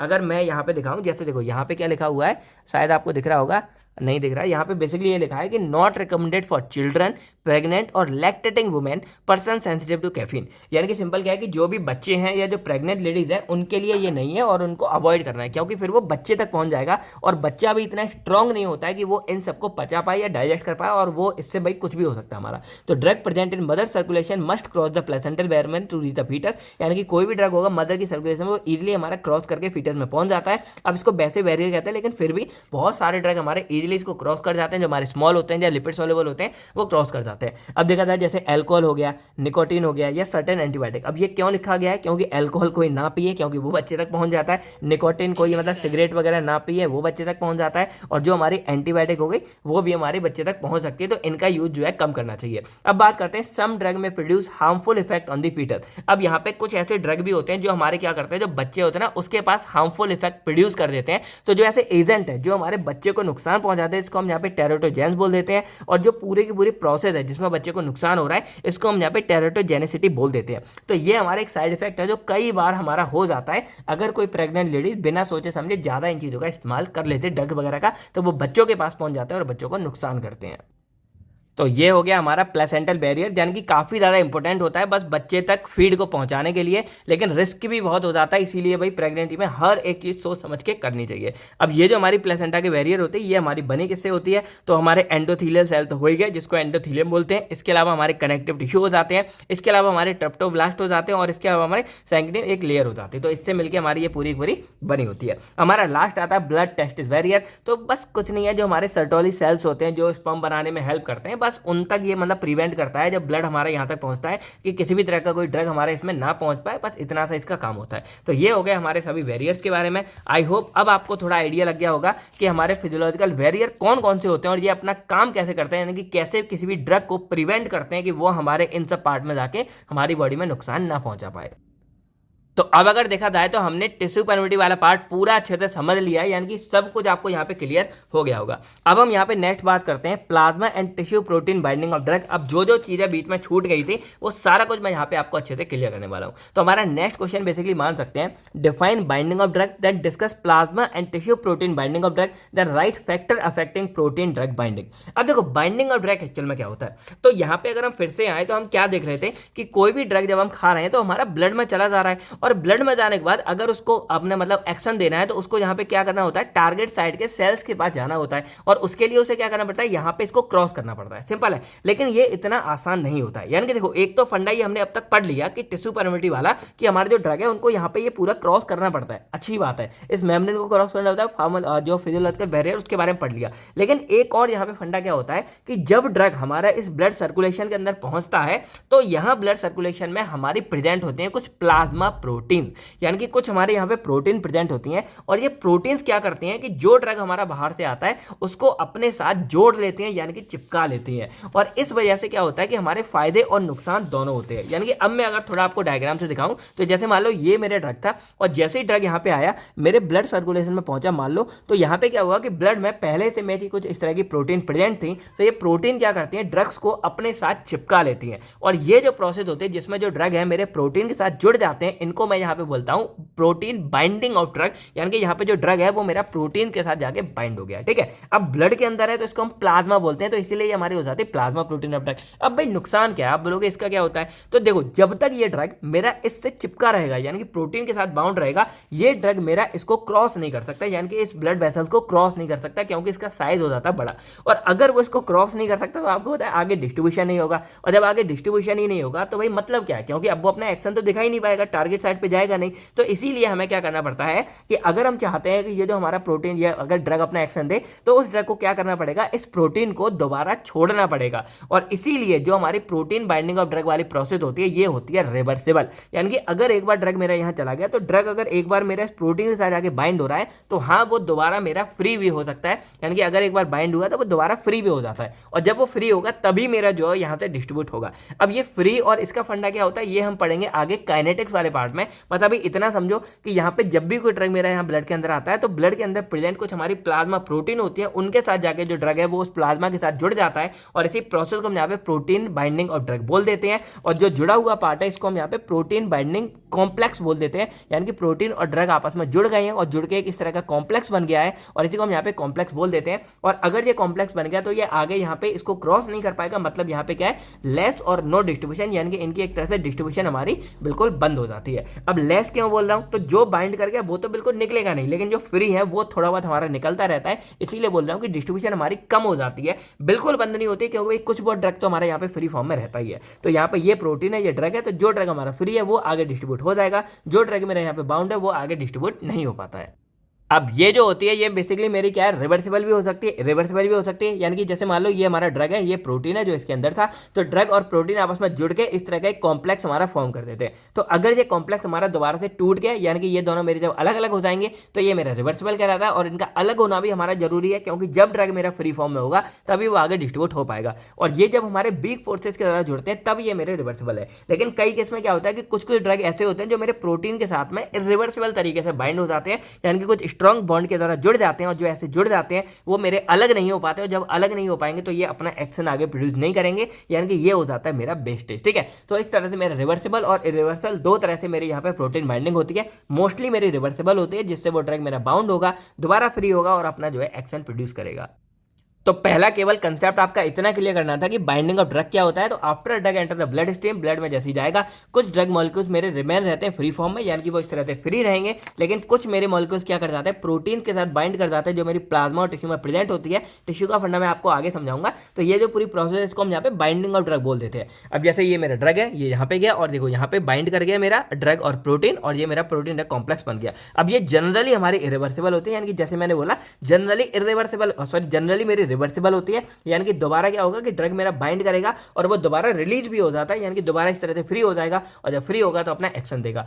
इस प्रोसेस के दौरान क्या होता है कि ड्रग प्रोटीन कॉम्प्लेक्स इस फॉर्म, और जब ये होता है तो मेरा कॉम्प्लेक्स फॉर्म हो जाता है, ये पूरा आपको दिख रहा होगा। और केवल जो मेरा फ्री ड्रग होता है वही मेरा इस बायोलॉजिकल मेम्ब्रेन को, यानी कि इसको यहाँ पे क्रॉस कर पाएगा, और जब क्रॉस करेगा तभी जाके जो अपना एक्शन शो करेगा। अगर वो मेरा यहाँ पे बाउंड है, यानी कि इस तरह से बाउंड है, तो अपना एक्शन प्रोड्यूस नहीं कर रहा है, लेकिन हाँ वो मेरा बिल्कुल बेस्ट नहीं है, क्योंकि वो रिवर्सिबल है। तो जब तक वो उसके साथ बाउंड है तो एक तरह से हम बोल सकते हैं कि स्टोरेज की तरह काम करता है, यानी कि ड्रग मेरा इस प्रोटीन के साथ यहाँ पे रुका हुआ है। जब मेरा ये वाला प्रोटीन फ्री वाला प्रोटीन मेरा खत्म हो जाता है, देन मेरा जो बाउंड वाला प्रोटीन था वो यहाँ पे फ्री होके आता है और तब अपना एक्शन देता है। अब ये वाला जो फंडा कि कैसे बाउंड हो रहा है कैसे फ्री हो रहा है, ये आपको काइनेटिक वाले फंडे में पता चलेगा, इसीलिए मैंने बोला था कि वो बहुत ज्यादा इंपॉर्टेंट होता है। ठीक है, अब एग्जाम्पल देखा जाए जैसे मेरा वेरफ्रिन होता है, तो वो ऐसा ड्रग है जो बहुत ज्यादा प्लाज्मा प्रोटीन से यहाँ पे बाउंड कर जाता है, और जब बाउंड कर जाता है एल्ब्यूमिन के साथ में, तो इस वजह से क्या होता है कि केवल कुछ ही मेरा ड्रग फ्री रह पाता है, और इसीलिए वो आगे जाके अपना एक्शन देगा, और जब वो आगे जाएगा तब ये फ्री होगा, फिर आगे जाएगा, फिर ये फ्री होगा। और इसीलिए हम बोलते हैं कि जो वेरफ्रिन है वो मेरा ओरली हम देते हैं तो बहुत ही स्लो एक्शन देता है। जब आपने जो है एंटीकोगुलेंट के बारे में पढ़ा होगा तो आपने ये देखा होगा। तो ये हो गया बाइंडिंग ऑफ ड्रग के बारे में। अब हम थोड़ी सी बात करते हैं बाइंडिंग ऑफ जो ड्रग है वो बेसिकली दो टाइप का होता है। एक हमारा होता है प्लाज्मा प्रोटीन बाइंडिंग, और एक हमारा होता है टिश्यू प्रोटीन बाइंडिंग। अब इन दोनों के बारे में एक एक करके बात करते हैं। अब इसके लिए ना मुझे एक कंसेप्ट आपको रिवाइज कराना पड़ेगा। देखो मैंने क्या बोला था अब तक कि कोई भी हम ड्रग वगैरह खाते हैं मेरे ब्लड में पहुंच जाता है और ब्लड से वो निकल के हमारा जाता है इनके बाद यानी कि एक्स्ट्रा सेलर में, देन जाता है इंट्रासेलर में और यहाँ पे जाके अपने रिसेप्टर के साथ बाइंड करके, ध्यान से सुनो मैंने क्या बोला था, अपने रिसेप्टर के साथ बाइंड करके, यानी कि ये ड्रग क्या करेगा रिसेप्टर के साथ जाके बाइंड करके अपना जो है एक्शन प्रोड्यूस करेगा। तो अब यहाँ पे क्या आता है कि जो मेरे रिसेप्टर होते हैं ना वो क्या होते हैं, वो भी तो एक्चुअल में एक तरह की प्रोटीन से ही बने होते हैं। तो यहाँ पे जो मेरे रिसेप्टर होते हैं या जो मेरे सेल्स होते हैं, टिश्यू होते हैं, ये सब भी मेरे कहीं ना कहीं जो है प्रोटीन से मिलकर बने होते हैं। तो जब मेरा ड्रग यहाँ पे आएगा, यहाँ आके अपना एक्शन देने के लिए वो जब किसी रिसेप्टर के साथ जाके बाइंड करेगा तो वहां पे क्या बनाता है, ड्रग और रिसेप्टर कॉम्प्लेक्स बनाता है और ये जो होती है इसको हम यहाँ पे tissue protein binding of drug बोल देते हैं। यानी कि यहाँ पे क्या हो रहा है कि जो ड्रग है वो अपने टिश्यू के प्रोटीन के साथ जाके जुड़ रहा है और टिश्यू की प्रोटीन कौन सी होती है, जो मेरे यहाँ पे रिसेप्टर होते हैं वही मेरे टिश्यू प्रोटीन कहलाते हैं। तो इस तरह से देखा जाए तो मेरी जो ये बाइंडिंग ऑफ ड्रग थी ये आगे दो फर्दर क्लास में डिवाइड हो जाती है। यानी कि जैसे एक तो हमने यहाँ पे देख लिया कि जैसे ही हम कोई भी ड्रग खाते हैं वो मेरा ब्लड में पहुंच जाए तो ब्लड के अंदर हमारा प्लाज्मा प्रेजेंट होता है और उस प्लाज्मा में कुछ हमारी प्रोटीन्स होती हैं उनके साथ जाके जुड़ जाता है। तो इसको हम यहाँ बोल देते हैं प्लाज्मा प्रोटीन बाइंडिंग। और जब वो ड्रग मेरा यहाँ पे जाएगा आगे फ्री हो जाएगा, फ्री होकर जब वो मेरा कहाँ पहुंचेगा, अपने जैसे मैंने बोला यहाँ जाके अपने टारगेट साइड पे पहुंचेगा और टारगेट साइड पे पहुंच के जब वो अपना रिसेप्टर के साथ जाके बाइंड करेगा और उसके साथ जाके जब बाइंड करेगा ना तब उसको हम यहाँ पे क्या बोलेंगे, tissue protein binding of drug, यानी कि tissue protein binding of drug. और ये दोनों ही हमारे लिए इंपॉर्टेंट है। बस इन दोनों का नाम क्या हो जाता है कि जो प्लाज्मा प्रोटीन है उसको हम एक्स्ट्रा सेलुलर बोल देते हैं, यानी कि हमारे सेल के अंदर से बाहर है, सॉरी एक्स्ट्रा सेलुलर बोल देते हैं या इसको हम बस्कुलर बोल सकते हैं, इंट्रा। और जो टिश्यू प्रोटीन है वो मेरा क्या है कि यहाँ पे टिश्यू के अंदर हो रही है तो उसको हम यहाँ पे इंट्रासेलुलर बोल देते हैं। तो ये दोनों पार्ट हो गया। अब जो मैंने स्टार्टिंग में आपको जो डायग्राम एक बार दिखाया था इसको मैंने तब नहीं समझाया, अब समझा देता हूँ। तो अब नॉर्मली क्या होता है कि जैसे कोई भी हम ड्रग वगैरह खाते हैं, यहाँ पे खाया वो मेरे ब्लड वाले पार्ट में यानी कि ब्लड वाले पार्ट में पहुंच गया। तो अब ब्लड वाले पार्ट में क्या होता है कि वो मेरा प्रोटीन ड्रग बाइंडिंग, यानी कि कुछ ड्रग मेरा क्या होता है इस प्रोटीन के साथ जाके बाइंड हो जाता है, जो मैंने दिखाया था कि यहाँ पे जाके बाइंड हो गया। और जब तक बाइंड रहता है तब तक वो कोई अपना एक्शन दे देगा, यानी कि जो हमारा ये कॉम्प्लेक्स है इसमें क्या होगा, कोई भी रिस्पॉन्स हमको देखने को नहीं मिलेगा। फिर जब ये हमारा फ्री होता है तो जैसे फ्री ड्रग होगा वो मेरा इस कैपिलरी वॉल को यानी कि इसको जाके इजीली क्रॉस करेगा। अब जब क्रॉस करेगा तब वो मेरा यहाँ पहुंचेगा यानी कि एक्स्ट्रा सेलुलर फ्लूइड में पहुंचेगा और यहाँ पे फ्री ड्रग रहेगा, यानी कि यहाँ पे कुछ भी बाउंड वगैरह नहीं होता और देन मेरा वो सेल मेम्ब्रेन को क्रॉस करेगा और ये जो मेरी सेल मेम्ब्रेन है इसको क्रॉस करके वो पहुंच जाता है सेल के अंदर, यानी कि इसको हम बोलते हैं इंट्रासेलुलर फ्लूइड। अब जब यहाँ पहुंच जाता है देन उसको अगर अपना एक्शन देना है तो उसको किसी तरह के रिसेप्टर के साथ जाके बाइंड करना पड़ेगा। तो वो जो रिसेप्टर होता है उसी को हम यहाँ पे टिश्यू प्रोटीन बोल देते हैं और तब यहाँ पे हमारा फॉर्म होता है टिश्यू ड्रग बाइंडिंग या इसको टिश्यू प्रोटीन ड्रग बाइंडिंग बोल देते हैं। और इसके बाद क्या होता है, हमको किसी भी ड्रग का जो है रिस्पॉन्स देखने को मिलता है और जब एक बार हमें रिस्पॉन्स मिल जाता है, बाइंड हो जाता है, उसके बाद ये ड्रग हमारा रिवर्सिबल हुई, यानी कि अब अगेन हमारा वो फ्री फॉर्म में हो सकता है और जब यहाँ पे अगेन फ्री फॉर्म में हो जाएगा तो वो मेरा वापस जो है ब्लड में भी आ सकता है और वापस ब्लड में आ सकता है। तो बाकी हमारा क्या होगा, बाकी के बॉडी पार्ट में भी घूम सकता है। और ये जरूरी क्यों है, क्योंकि जब बाकी के बॉडी पार्ट में घूमेगा तभी मेरा लीवर के पास पहुंचेगा, मेटाबोलाइज होगा, तभी मेरा किडनी के पास पहुंच के एक्सक्रीट आउट होगा। तो इस तरह ये पूरा फंडा हमारे यहाँ पे काम करता है। तो ये हो गया हमारा पूरा का पूरा बेसिकली इस protein binding and sorry plasma protein binding और टिश्यू प्रोटीन बाइंडिंग के बारे में। अब चलिए थोड़ा एक एक करके इनके बारे में समझ लेते हैं। तो हमारा यहाँ पे पहला आता है प्लाज्मा प्रोटीन बाइंडिंग। अब देखो, it refer to the binding of drug with protein present in blood plasma, यानी कि जो मैंने आपको बोला था कि जो हमारे ब्लड के अंदर की प्लाज्मा प्रेजेंट है उसके साथ जब ड्रग हमारा बाइंड करेगा उसको हम यहाँ पे प्लाज्मा प्रोटीन बाइंडिंग बोल देते हैं। अब जैसे ही हमारा ड्रग एंटर करेगा ब्लड स्ट्रीम में, जो portion of drug bind with plasma protein, कुछ हमारा ड्रग जो है प्लाज्मा प्रोटीन के साथ बाइंड कर जाएगा और एक ड्रग प्रोटीन कॉम्प्लेक्स फॉर्म करेगा और बाकी का जो रिमेनिंग रहेगा वो हमारा फ्री रहेगा और इसी को हम यहाँ पे प्लाज्मा प्रोटीन बाइंडिंग बोल देंगे। यानी कि देखो, ड्रग आया, इसके साथ बाइंड किया तो ये हमारा प्रोटीन ड्रग बाइंडिंग हो गया, यानी कि इसको हम प्लाज्मा भी लिख सकते हैं क्योंकि यहाँ पे बेसिकली प्लाज्मा के साथ बाइंड हो रहा है, क्योंकि प्रोटीन तो हमारी बॉडी में हर तरफ है, प्लाज्मा वाली ये मेन हो गई। अब ये हमारा रिवर्सिबल है, जब ये हमारा फ्री हो जाता है तो ये डिस्ट्रीब्यूट हो जाता है और अगर ये कॉम्प्लेक्स में रहेगा तो ये हमारा रिजर्वायर की तरह काम करेगा, यानी कि वो डिस्ट्रीब्यूट नहीं होगा। अब ये रिजर्वायर का फंडा मैं सब आपको काइनेटिक वाले पार्ट में क्लियर करूंगा। देन हमारा आता है the binding between drug and plasma protein is reversible. अब ये हमारी रिवर्सिबल होती है, यानी कि ड्रग हमारा दोबारा रिलीज भी हो जाता है, जब मैंने बोला ये बाइंड कर जाएगा और उसके बाद ये दोबारा मेरा फ्री फॉर्म में भी आ जाता है। इसीलिए जैसे यहाँ मैंने बताया तो ये हमारा एक रिवर्सिबल होता है, यानी कि drug can be release when the concentration of free drug decrease. जैसे हमारा फ्री ड्रग कम होगा ये हमारा दोबारा रिलीज भी हो जाता है। तो केवल जो हमारा फ्री ड्रग होगा वही हमारा डिस्ट्रीब्यूट हो सकता है आगे, वही हमारा आगे जा सकता है और जो फ्री ड्रग है वही आगे जाके अपने रिसेप्टर के साथ जाके बाइंड करके अपना एक्शन प्रोड्यूस करेगा। अब जो मेजर प्लाज्मा प्रोटीन है, यानी यहाँ पे क्या कर रहे हैं, ये हमारा प्लाज्मा के साथ जाके बाइंड हो रहा है। तो कौन कौन सी है, तो मेजरली जो हमारी प्लाज्मा प्रोटीन है वो यहाँ पे 4 टाइप की होती है, यानी कि जो हमारा ब्लड है, ब्लड के अंदर की जो प्लाज्मा प्रोटीन है ये मेरी 4 तरीके की होती है। पहले हमारी होती है एल्बुमिन, दूसरी आती है अल्फा 1 एसिड ग्लाइकोप्रोटीन, तीसरी आती है लाइपोप्रोटीन, चौथी आती है हमारे ग्लोबिन्स। मतलब ग्लोबुलिन्स। ठीक है, अब आपको क्या करना है कि यहाँ तक लगभग 1 घंटा हो चुका है। अब आपको वीडियो कैसी लग रही है ये आप कमेंट करके हमें जरूर बताइएगा। बाकी डिस्ट्रीब्यूशन को अगर आपने अभी तक डिफाइन नहीं किया हो तो मेरा आपसे क्वेश्चन है, पहले तो आपको डिस्ट्रीब्यूशन को डिफाइन करना है और इसके अलावा आपको बाइंडिंग यानी कि प्रोटीन बाइंडिंग ऑफ ड्रग को डिफाइन करना है। देखते हैं भाई कि आप इस वाले फंडे से क्या समझ के आ रहे हो। ठीक है, तो आपको ये कमेंट करके लिखना है। तो अब बेसिकली क्या है कि जो हमारा ब्लड है इसके अंदर ये 4 हमारी मतलब मेल हमारे प्लाज्मा होते हैं। पहला हमारा होता है एल्ब्यूमिन। अब जो एल्ब्यूमिन है ना वो मेरा ब्लड के अंदर सबसे ज्यादा मात्रा में प्रेजेंट होता है, यानी कि मैं बोल सकता हूं ये मोस्ट अबंडेंट प्लाज्मा प्रोटीन है। यानी कि जो टोटल प्लाज्मा मेरे ब्लड का है उसका लगभग 59% जो मेरा पार्ट है वो मेरा एल्ब्यूमिन में होता है और इसका मॉलिक्यूलर वेट मेरा लगभग 65,000 के करीब होता है। तो इसीलिए क्या होता है कि एक तो ये ज्यादा क्वांटिटी में मॉलिक्यूलर साइज बड़ा है, तो जो मोस्टली हमारे ड्रग है वो मेरे इसी एल्ब्यूमिन के साथ जाके बाइंड करते हैं, यानी कि लगभग सारे ड्रग मेरे इसी वाले प्लाज्मा एल्ब्यूमिन वाले के पास जाके बाइंड करते हैं। ठीक है, अब इसमें बाकी के ऑल टाइप ऑफ ड्रग, इसके अलावा हमारे एंडोजीनस कंपाउंड हो गए जैसे फैटी एसिड हो गया, बिलीव में सारा कुछ हमारे यहाँ बाइंड कर सकता है।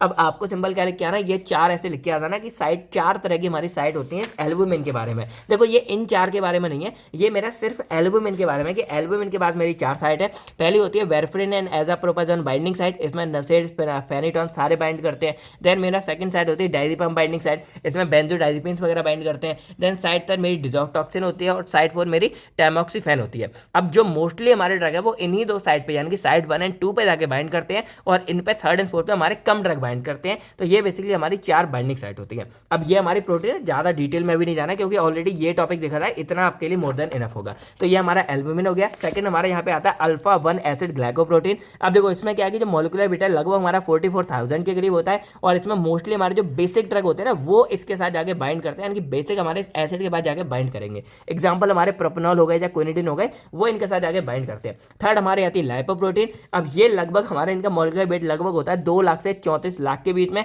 और ये मेनली जो लाइपोफिलिक ड्रग होते हैं उनको अपने साथ जाके बाइंड करते हैं। अब कुछ हमारे एसिडिक होते हैं, कुछ हमारे न्यूट्रल होते हैं, कुछ हमारे बेसिक होते हैं। तीनों का एग्जाम्पल है, एसिडिक में डाइक्लोफेनिक, न्यूट्रल में हमारा साइलोस्पोरिन और थर्ड में हमारा क्लोरपर्मोजिन। ये तीनों के तीनों हमारे जो है इसके साथ जाके बाइंड कर सकते हैं क्योंकि जो लाइपोप्रोटीन है ये बहुत ज्यादा मात्रा में प्रेजेंट होते हैं। अब इसमें बेसिक लाइपोफिलिक ड्रग है मोर एफिनिटी, जो मोस्टली लाइपोफिलिक ड्रग है उनकी ज्यादा एफिनिटी होती है इसके साथ बाइंड करने की। लास्ट हमारे यहाँ पे आती है ग्लोबुलिन। अब जो ग्लोबुलिन्स हैं ये हमारे क्या है कि इसमें भी बहुत टाइप के हमारे ग्लोबुलिन प्रेजेंट है और ड्रग इन सबके ऊपर जाके बाइंड, जैसे अल्फा 1 ग्लोबुलिन हो गया, अल्फा 2 हो गया, बीटा 1 हो गया, बीटा 2 हो गया या गामा हो गया, इन सबके साथ जाके हमारा ड्रग बाइंड करता है। यानी कि आप ओवरऑल देखा जाए तो जो मेरा प्लाज्मा प्रोटीन बाइंडिंग है वो एक टेम्परेरी स्टोरेज की तरह काम करता है, रिजर्वायर की तरह काम करता है। यानी कि जब मेरा जो फ्री ड्रग है वो यहाँ पे फ्री ड्रग, जैसे ये मेरा फ्री है, जब ये फ्री ड्रग मेरा डिस्ट्रीब्यूट होता है यानी कि यहाँ पे कम हो जाएगा, तब मेरे जो प्लाज्मा प्रोटीन वाला ड्रग है वो यहाँ पे मेरा काम आता है। अब ये फंडा थोड़ा अच्छे से मैं आपको आगे क्लियर करूंगा। एग्जांपल जैसे समझते हैं हमारा बेरफ्रिन हो गया, तो ये हमारा हाई बाइंडिंग विद एल्ब्यूमिन हमको शो करता है, यानी कि बेरफ्रिन सबसे ज्यादा मेरा एल्ब्यूमिन के साथ जाके बाइंड करता है इस पहली वाली साइड पे। ठीक है, अब यहाँ पे हो गया। देन हमारा जो हाई प्लाज्मा प्रोटीन बाइंडिंग है ये क्या करता है, एक्चुअल में फ्री ड्रग के अमाउंट को रिड्यूस कर देता है जिससे हमारे डिस्ट्रीब्यूशन कम हो जाएगा। देखो सिंपल सा फंडा है, ये मैंने आपको हर बार यहाँ पे क्लियर कर दिया है। यानी कि जो मेरा फ्री ड्रग है सिर्फ वही मेरा आगे जाके डिस्ट्रीब्यूट होगा और वही जाके एक्शन देगा, और फ्री ड्रग मेरा जितना कम होगा उतना कम एक्शन मिलेगा, उतना कम डिस्ट्रीब्यूट होगा। और प्लाज्मा प्रोटीन और ये क्या है, ये डायरेक्टली एक दूसरे के अपोजिट हो गए।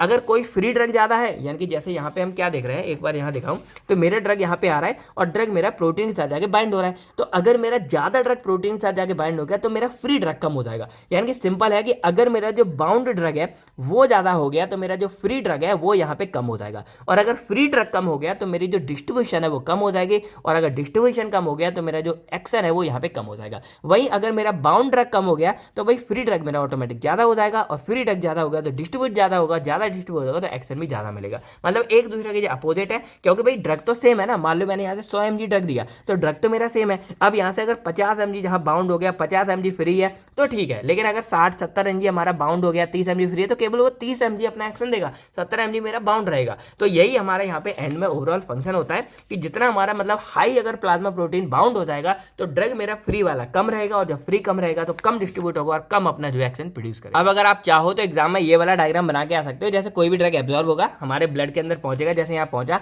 तो फ्री ड्रग था पहले, फ्री ड्रग हमारा प्रोटीन के साथ बाउंड होगा तो प्रोटीन बाउंड ड्रग बन गया पीडी, और ये हमारा रिजर्वायर की तरह काम करेगा, यानी कि रिस्पॉन्स नहीं देगा, बस यहाँ पे स्टोर हो जाता है, एक तरह से स्टोर हो गया। ठीक है, अब यहाँ पे जो फ्री ड्रग है यानी कि जब ये हमारा दोबारा फ्री हो जाएगा तब ये एक तो रिसेप्टर के ऊपर जाएगा, यानी कि जो मैंने यहाँ दिखाया था कि अपना यहाँ पे एक्शन देगा पूरा। इसके अलावा हमारे लीवर के पास जाएगा, जैसे बॉडी में हम देख रहे थे कि लीवर पर जाके अपना मेटाबोलाइज होगा और उसके बाद में बाहर निकलेगा करेगा, इसके अलावा वही बाद में हमारा किडनी के पास जाएगा और देन वो हमारा एक्सक्रीट आउट होता है। और यहाँ पे भी क्या होता है कि लीवर के वो टिश्यू के साथ जाके बाइंड हो जाएगा, तो अगर बाइंड है तब वो मतलब बाहर नहीं जा पाएगा, जब वो फ्री होगा देन वो बाहर जाएगा। वही किडनी में है कि किडनी के मान लो अगर टिश्यू के साथ जाके बाइंड हो गया तो पहले बाइंड रहेगा, तब तक एक्शन नहीं देगा, जैसे फ्री हो जाएगा तब जाके अपना एक्शन देता है। तो ये पूरा फंडा आप यहाँ देख सकते हो। तो हमने यहाँ पे देखा था पहले अपना प्लाज्मा प्रोटीन बाइंडिंग के बारे में बात कर ली। अब अगर हम बात करते हैं यहाँ पे टिश्यू प्रोटीन बाइंडिंग के बारे में, तो यहाँ पे भी सिंपल है कि अपार्ट फ्रॉम प्लाज्मा प्रोटीन, जो हमारी प्लाज्मा प्रोटीन बात की थी, जो ड्रग्स है वो हमारा आगे प्रोटीन के साथ जाके बाइंड करता है जो हमारे बॉडी टिश्यू में प्रेजेंट होती है। जैसे यहाँ पे क्या देखा कि हमारे जो ड्रग है वो उन प्रोटीन के साथ जाके बाइंड कर रहा है जो मेरी ब्लड प्लाज्मा में प्रेजेंट है।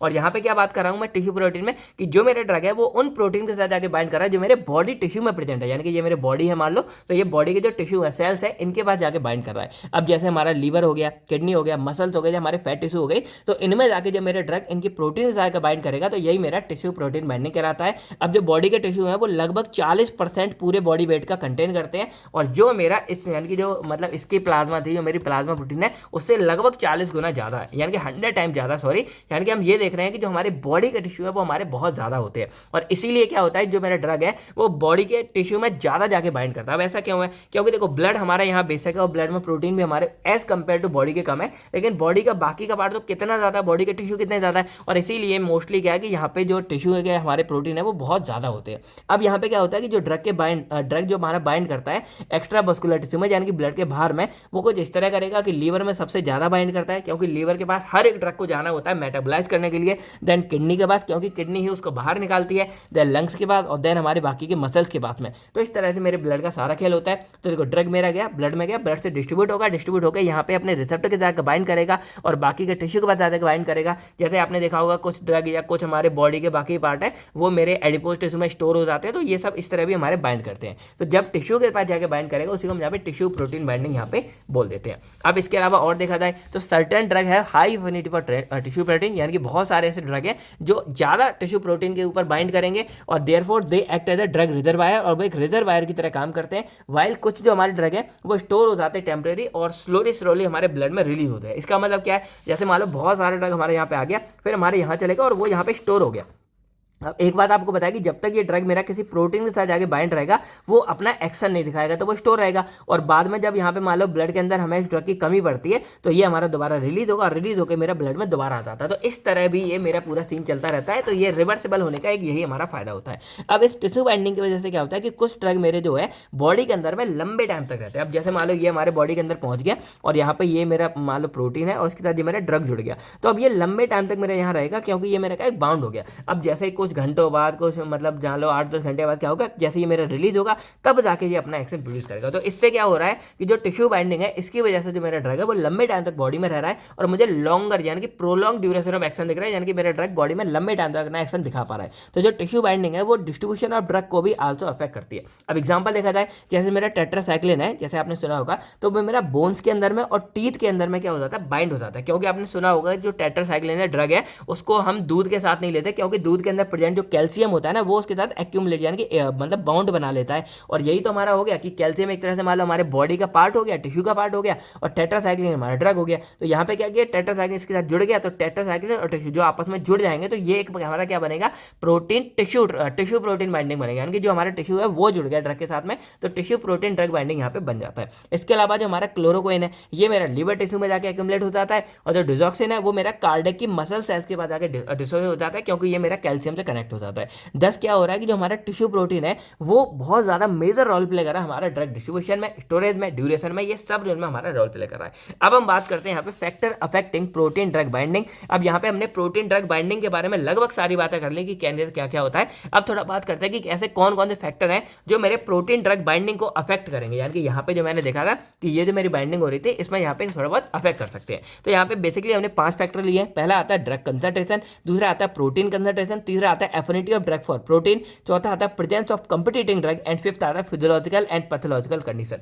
अब पहले अगर हम बात करें ड्रग कंसंट्रेशन के बारे में तो भाई सिंपल सी बात है कि जो मेरा प्रोटीन बाइंडिंग है वो मेरा ड्रग के ऊपर भी डिपेंड करता है कि ड्रग मेरा कितना ज्यादा है। अगर ड्रग ज्यादा होगा तो इसलिए बात है कि वो ज्यादा प्रोटीन के साथ हमारे जाके बाइंड करेगा, लेकिन इसका नुकसान पता है क्या होता है कि प्रोटीन हमारे यहाँ पे ब्लड के अंदर लिमिटेड है। तो जब एक मोमेंट ऐसा आएगा कि जो मेरा ड्रग है, यहाँ पे मान लो ड्रग है, वो मेरी सारी की सारी प्रोटीन को जाके बाइंड कर देगा। अब ड्रग मेरा अभी भी ज़्यादा है, क्योंकि ड्रग ऑलरेडी बात ज़्यादा थी, तो मेरी प्रोटीन क्या हो जाएंगी, सारे की सारी फिल हो जाएंगी। तो अब क्या हो जाएगा, प्रोटीन हो जाती है सैचुरेटेड, यानी कि सारे की सारी प्रोटीन मेरी भर चुकी है। तो अब क्या होगा कि जो मेरा ज़्यादा वाला बाकी का ड्रग है वो मेरा डिस्ट्रीब्यूट ज़्यादा हो जाएगा। तो बस यही हमारे यहाँ पे इफेक्ट होता है प्रोटीन में, कि जैसे प्रोटीन ड्रग डिपेंड करता है हमारा concentration of drug present in plasma में, कितना ड्रग हमारा प्रेजेंट है। अगर हमारा ड्रग कम होगा तो मोस्टली जो ड्रग होगा मेरा आराम से प्लाज्मा प्रोटीन से आके बाइंड कर जाएगा। लेकिन वही मान लो कि अगर मेरा ड्रग का कंसंट्रेशन ज़्यादा होगा तो जो बाइंडिंग साइट है हमारी प्रोटीन की, जो इस पर प्रोटीन मतलब ऐसे बाइंड हो रहा था, ड्रग हमारा बाइंड हो रहा था, वो सैचुरेटेड हो जाता है, यानी कि बहुत ज़्यादा हमारी प्रोटीन बाइंडिंग सारी खत्म हो जाती है।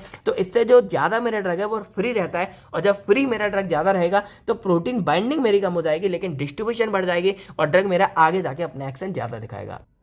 एग्जाम्पल देखा जाए, जैसे मेरा लीडोकैन है, वो मेरा यहाँ पे अल्फा एसिड ग्लाइकोप्रोटीन, जो मेरी सेकंड ग्लाइकोप्रोटीन थी, उस पर जाकर सैचुरेटेड कर देता है, क्योंकि ये मेरी ज़्यादा क्वांटिटी में थी नहीं, और लीडोकैन जाएगा इसको पूरा सैचुरेट कर देगा, क्योंकि लीडोकैन इस पर जाकर बाइंड करता है। और जब सैचुरेटेड हो जाएगी तो लीडोकैन मेरा बाकी फ्री रहेगा, और जब फ्री रहेगा तो ज़्यादा एक्शन देगा, और कई बार हो सकता है कि टॉक्सिसिटी भी कॉज कर दे, क्योंकि एक्स्ट्रा एक्शन देगा। इसीलिए आपने देखा होगा कि हम ये भी डिसाइड करते हैं कि कितने ड्रग को कितनी क्वांटिटी में देना चाहिए। जैसे जो लीडोकैन या ऐसे ड्रग होते हैं उनको कुछ mg में देते हैं, 5 mg 10 mg। वही मान लो हमारे पैरासीटामोल वगैरह वो उनमें ये सब कम होता है, तो उसको हम 400 mg 500 mg भी दे सकते हैं। तो ये फैक्टर भी कहीं ना कहीं हमारा डिपेंड करता है कि हम किसी ड्रग को कितना देंगे। ठीक है, बाकी नेक्स्ट हमारा आता है प्रोटीन कंसंट्रेशन। अब भाई ये तो सिंपल है कि हमारी प्रोटीन जितनी ज्यादा प्रेजेंट होगी, हमारा कोई भी ड्रग है उतना ज्यादा उस पर जाके अफेक्ट करेगा, यानी कि बाइंड करेगा।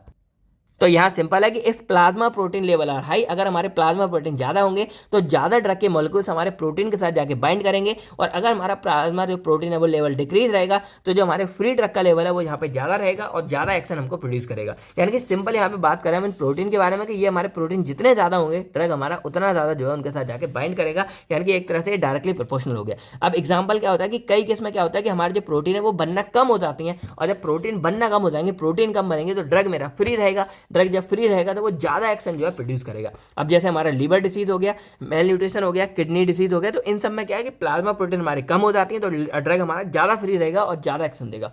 अब यहाँ पे नेक्स्ट आता है affinity of drug for protein.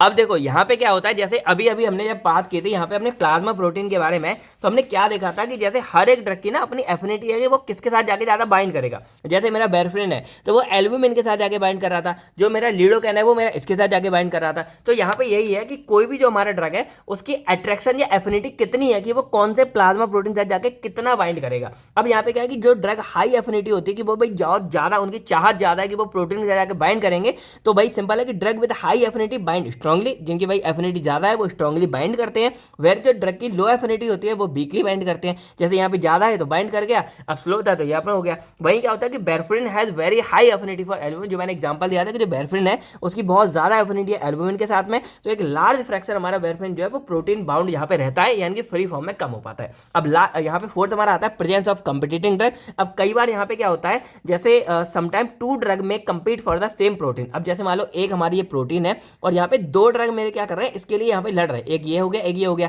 तो कई बार ये होता है कि मान लो ये हमारे यहाँ पे जुड़ गया लेकिन इसकी एफिनिटी ज्यादा है, तो ये क्या करेगी इसको रिप्लेस करके और खुद इसकी जगह जाके बाउंड कर जाएगी। अब इसका क्या होगा कि एक तो ये हमारा फ्री हो गया क्योंकि ये यहाँ पे जाके बाइंड कर गया, तो ये फ्री हो गया और हो सकता है इसका कोई नुकसान हो जाए। तो ये हमारा होता है कंपीटिटिंग ड्रग, यानी कि यहाँ पे क्या हो रहा है कि एक ड्रग दूसरे ड्रग को डिस्प्लेस कर देता है। तो समटाइम टू ड्रग में compete for the same protein binding site. In such case one drug may displace the other from protein binding site. यानी कि एक ड्रग हमारा दूसरे को डिस्प्लेस कर देता है। अब इससे क्या होगा, increasing the concentration of free drug. अब जब ये हमारे डिक्रीज होगा तो इसकी फ्री ड्रग की कंसंट्रेशन हमारी बनना शुरू हो जाती है। अब जैसे जो बेरफ्रिन है वो बहुत ज़्यादा एल्बुमिन के लिए मतलब एफिनिटी हाई होती है, तो अब वो क्या करेगा कि जैसे जो एस्पिरिन वगैरह कोई ड्रग है तो उसको क्या करेगा यहाँ से डिस्प्लेस कर देगा। तो बेरफ्रिन हमारा वहाँ जाके बाइंड कर देगा, एस्पिरिन फ्री हो जाएगा। और अगर एस्पिरिन फ्री हो गया, आपको पता है यहाँ पे बाउंड ड्रग से फ्री हो गया, तो रिस्क ऑफ ब्लीडिंग थोड़ा बढ़ जाता है क्योंकि ये एंटी प्लेटलेट की तरह भी हमारा काम करता है। अब यहाँ हमारा लास्ट फैक्टर आता है फिजियोलॉजिकल एंड पैथोलॉजिकल कंडीशन। अब देखो इनमें क्या होता है कि कई बार certain physiological and disease condition में अल्टर प्रोटीन बाइंडिंग, जैसे हमारी एज हो गई, इसके अलावा प्रेगनेंसी हो गया, लीवर डिसीज हो गया, किडनी डिसीज हो गया ना, ये सब भी हमारे प्लाज्मा प्रोटीन बाइंडिंग को अफेक्ट कर सकते हैं। अब जैसे मान लो एग्जाम्पल के लिए जो एज है उसमें क्या है कि जो न्यू बॉर्न होते हैं, जो नए नए जन्मे होते हैं, उनमें क्या होता है प्लाज्मा प्रोटीन लेवल कम होता है। तो अगर उनके में ड्रग जल्दी पहुंच गया तो फ्री ड्रग ज्यादा रहेगा। और इसीलिए जो मैंने आपको बताया था कि जब प्लेसेंटा वेरिएंट के बारे में मैंने आपको बताया था, उसमें ड्रग ज्यादा बच्चों के पास पहुंच जाएगा। जाएगा और उसके पास प्रोटीन अभी है ही नहीं, तो वो बाउंड भी कम रहेगा, फ्री ड्रग ज्यादा रहेगा और एक ही टाइम पे टॉक्सिसिटी वो कॉज कर सकता है। तो दिस कंडीशन में change the amount of plasma protein and therefore influence drug binding, यानी कि इससे हमारा प्लाज्मा प्रोटीन कम हो जाएगा, तो इससे ड्रग की जो बाइंडिंग है वो भी हमारी कम ज्यादा हो जाती है। तो ये था हमारा यहाँ पे पूरा का पूरा factor affecting protein drug binding. I hope आपको ये फंडा समझ आ गया होगा। यानी कि अब अगर देखा जाए तो हमने कंप्लीट अपनी जो है बाइंडिंग ऑफ ड्रग के बारे में पढ़ लिया, यानी कि किस तरह हमारी बाइंडिंग ऑफ ड्रग होती है, कैसे हमारा ड्रग से आके बाइंड करता है, कैसे ये दो तरीके का होता है, एक हमारा प्लाज्मा के साथ होता है, एक हमारा जो ये ऑर्गन है इनके जो टिश्यू होते हैं उनके साथ जाके होता है, और दोनों के बारे में अच्छे से बता दिया। देन मैंने फैक्टर अफेक्टिंग भी यहाँ पे कवर कर दिया। तो अब देखा जाए, अब हमारा नेक्स्ट टॉपिक और बहुत ज्यादा इंपॉर्टेंट टॉपिक आता है, give the kinetics of protein binding along with its clinical significance. यानी कि देखा जाए तो मेरा इसी से कनेक्टेड है, जो मेरा बाइंडिंग ऑफ ड्रग है उसी से कनेक्टेड ये मेरा क्वेश्चन होता है, लेकिन ये वाला पार्ट स्पेशल हमारे एग्जाम में आता है, इसीलिए मैंने जो है ये वाला पार्ट यहाँ अलग से आपके लिए लिखा हुआ है। तो अब हम बात करते हैं अपने main topic kinetics of protein drug binding के बारे में। अब देखो, ये जो काइनेटिक वर्ड है ना, एक्चुअल में ये क्या होता है, देखो प्रोटीन ड्रग बाइंडिंग हमको पता चल गया कि यहाँ पे सिंपल क्या हो रहा था कि जैसे कोई भी ड्रग हमारे जब बॉडी में आ रहा था तो ड्रग क्या कर रहा था, किसी प्रोटीन के साथ जाके बाइंड कर रहा था, इसी को हम प्रोटीन बाइंडिंग ड्रग बोल रहे थे, सिंपल हमको पता है। अब ये काइनेटिक मतलब क्या होता है, तो जैसे मैं आपको अब तक बोल रहा था कि कुछ हमारे सवाल है कि आखिर जो ड्रग यहाँ पे आ रहा है वो कैसे इससे बाउंड कर रहा है, और अगर बाउंड कर रहा है तो किस स्पीड से बाउंड कर रहा है, और उसके बाद वो रिवर्सिबल है तो कब। यानी कि जैसे मान लो ये मेरा ड्रग है, एग्जांपल बता रहा हूँ, ये मेरा फ्री ड्रग था और ये मेरे प्रोटीन से आके बाउंड कर गया। अब इस ड्रग को कैसे पता कि मुझे अब यहाँ पे फ्री होना है, या कौन से मैकेनिज्म से क्या हो रहा था कि अब जो मेरा प्रोटीन है वो इस ड्रग के साथ जाके फ्री हो रहा था, यानी कि पूरा जो मूवमेंट यहाँ पे चल रहा है इसका वो किस तरह से चलता है, वो हमारे इस काइनेटिक के अंदर हम लोग समझते हैं। तो भाई इंट्रो में बेसिक बात वही लिख के आओगे कि when a drug enter the blood stream, जैसे ही कोई भी ड्रग हमारा ब्लड स्ट्रीम में जाएगा, a portion of drug bind reversible with plasma protein to form a drug protein complex. तो वहां पे क्या होगा, जैसे यही दिखाता हूं कि जैसे ही हमारा कोई भी ड्रग ब्लड स्ट्रीम में जाएगा तो जो हमारा ड्रग होगा वो इस प्रोटीन के साथ जाके बाउंड करता है, और उसी को हम यहाँ पे ड्रग प्रोटीन कॉम्प्लेक्स, यानी कि ये जो पूरा बन जाता है। अब मैं आपको बना के साथ साथ दिखाता हूं। तो अब क्या होगा, ड्रग मेरा यहाँ पे गया और यहाँ पे ऑलरेडी मेरी जो है प्रोटीन इस तरह से प्रेजेंट होती है मेरे ब्लड वेसल्स के अंदर में, यानी कि ब्लड स्ट्रीम में। अब क्या होगा, ये मेरा ड्रग क्या करेगा, यानी कि ये ड्रग मैं ले लेता हूं और ये ड्रग क्या करेगा, मेरा बाउंड बनाएगा इस प्रोटीन के साथ में, यानी कि ये मेरा बन गया और इसको मैं क्या बोलूंगा, प्रोटीन ड्रग कॉम्प्लेक्स बोलूंगा, कि यहाँ पे मेरा एक कॉम्प्लेक्स यहाँ पे फॉर्म हो गया। ठीक है, इतना आप समझ गए।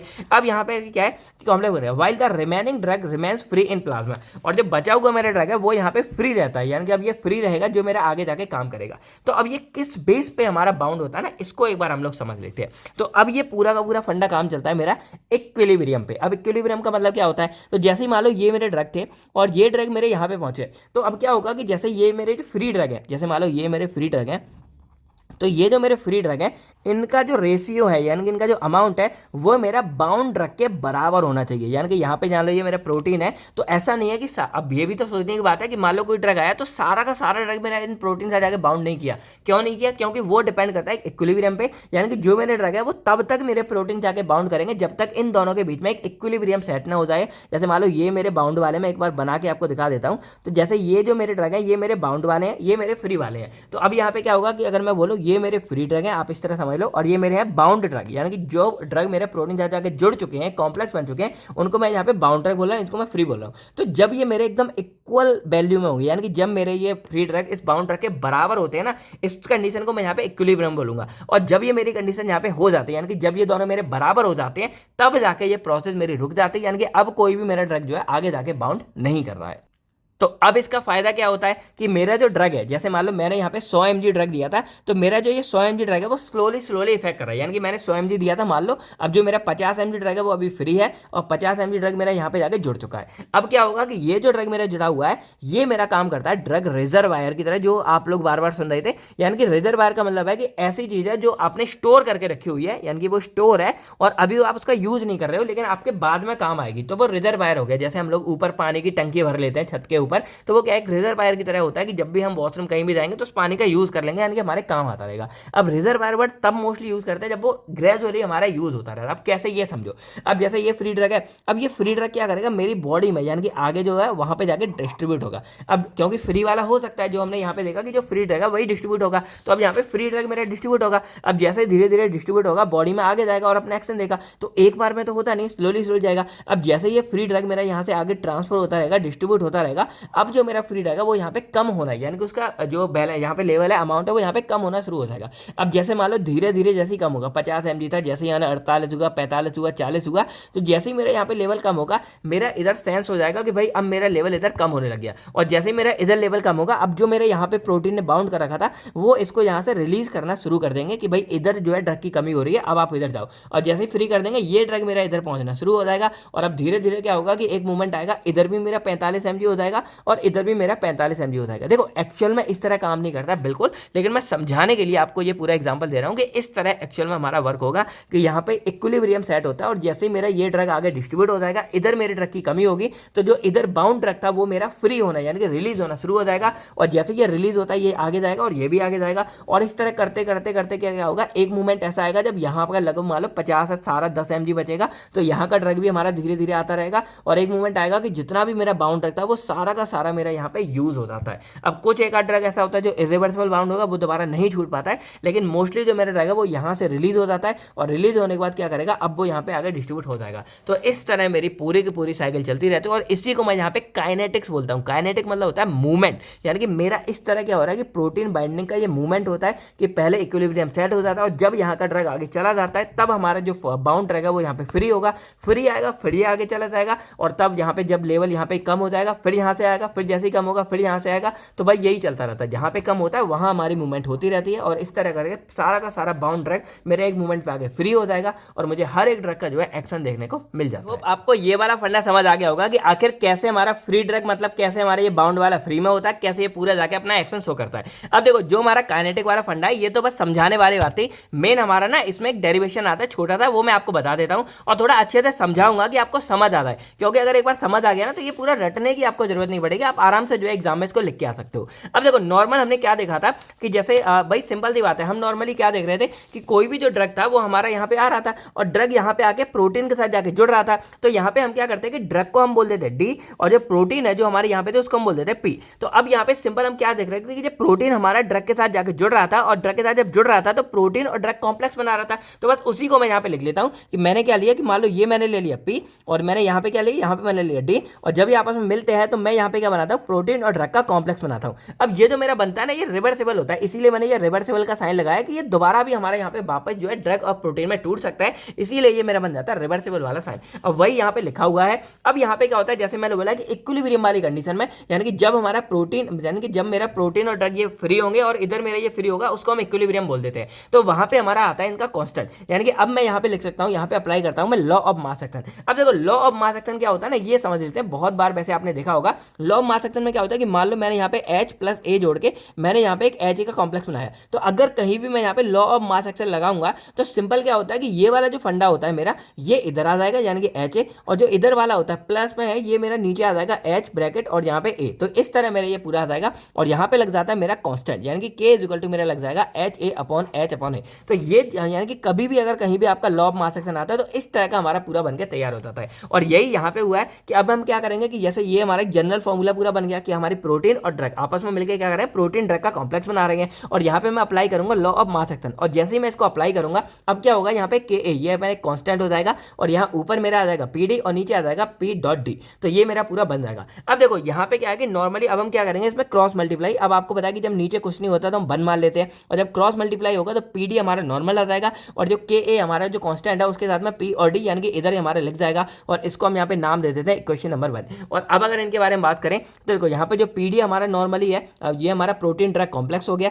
जो सॉरी यहाँ पे देख लेते हैं, जो हमारा P है यानी कि Pd है, जो हमारा प्रोटीन ड्रग कॉम्प्लेक्स हो गया। जो हमारा P है ये हमारा प्लाज्मा प्रोटीन है और जो D है वो हमारा फ्री ड्रग है, और ये दोनों हमारे फ्री है। इसके अलावा जो Ka है इसको हम यहाँ पे एसोसिएशन रेट कांस्टेंट बोल देते हैं या इसको बाइंडिंग कांस्टेंट बोल सकते हैं। अब इसका मतलब क्या है, तो देखो यहाँ पे नॉर्मली क्या हो रहा है, जब प्रोटीन और ड्रग आपस में मिल रहे हैं तो प्रोटीन ड्रग कॉम्प्लेक्स बन रहा है और इसको हम क्या बोलते हैं, जुड़ना बोलते हैं। यानी कि यहाँ पे कोई चीज आपस में जुड़ रही है और जुड़ने को हम यहाँ पे इंग्लिश में क्या एसोसिएशन बोल देते हैं। और इसीलिए जब ये जुड़ रही है, और हमें बेसिकली क्या बताना है कि कितना जुड़ रही है या एक वैल्यू, क्योंकि हमें एक इक्वेशन चाहिए जिससे हम आराम से वैल्यू पता कर सके। भाई हर बार हम ये थोड़ी करेंगे कि यहाँ पे जाके बॉडी के अंदर घुस के चेक करेंगे कि कितना ड्रग बाइंड हुआ। हमें एक इक्वेशन चाहिए जिससे हम पता लगा सके कि कोई भी जो मेरा ड्रग है वो आके कितना बाइंड होता है। तो एक इक्वेशन हमें निकालनी होती है, उसी के लिए हम ये सारा का सारा खेल यहाँ पे कर रहे हैं। ठीक है, तो ये आपस में क्या जुड़ रहा है और जुड़ने को हम यहाँ पे क्या बोल देते हैं, Ka बोल देते हैं। तो अब यहाँ पे क्या है कि Ka इज इक्वल टू हमारा Pd अपॉन P और डॉट डी है। तो जो Pd है ना वो हमारा क्या कॉम्प्लेक्स कॉम्प्लेक्स है। अब ऑब्वियसली बात है कि के की वैल्यू और पी की वैल्यू देखा जाए तो यहाँ पे एक बार अगर मैं दिखाऊं तो यहाँ पे के ए इजल टू ऊपर हमारा पी डी यानी कि कॉम्प्लेक्स है पूरा,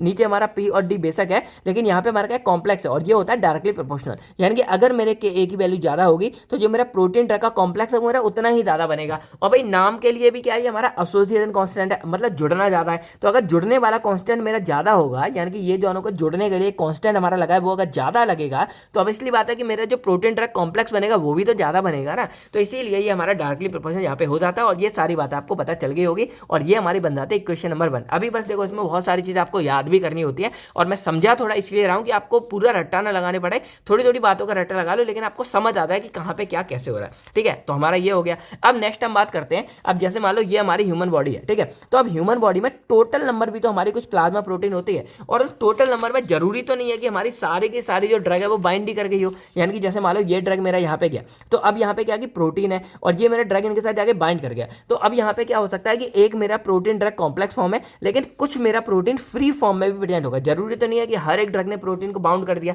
हो सकता है कि कुछ मेरा प्रोटीन फ्री फॉर्म में भी हो। तो अब अगर देखो कि मेरी टोटल बॉडी में कितनी प्रोटीन प्रेजेंट होगी तो उसको मैं पीटी से लिख सकता हूं यानी कि टोटल प्रोटीन। और इसको एक तो क्योंकि जो हमारा ये कॉम्प्लेक्स बना है, जो यहाँ पे कॉम्प्लेक्स फॉर्म हो रहा है पीडी वाला, इसमें भी तो हमारा प्रोटीन प्रेजेंट है, तो एक ये वाला प्रोटीन यानी कि पीडी आ जाएगा और एक फ्री प्रोटीन आ जाएगा यानी कि जो हमारा प्रोटीन अभी फ्री है, किसी के साथ बाउंड नहीं हुआ, तो इसको हम मान लेते हैं इक्वेशन नंबर 2।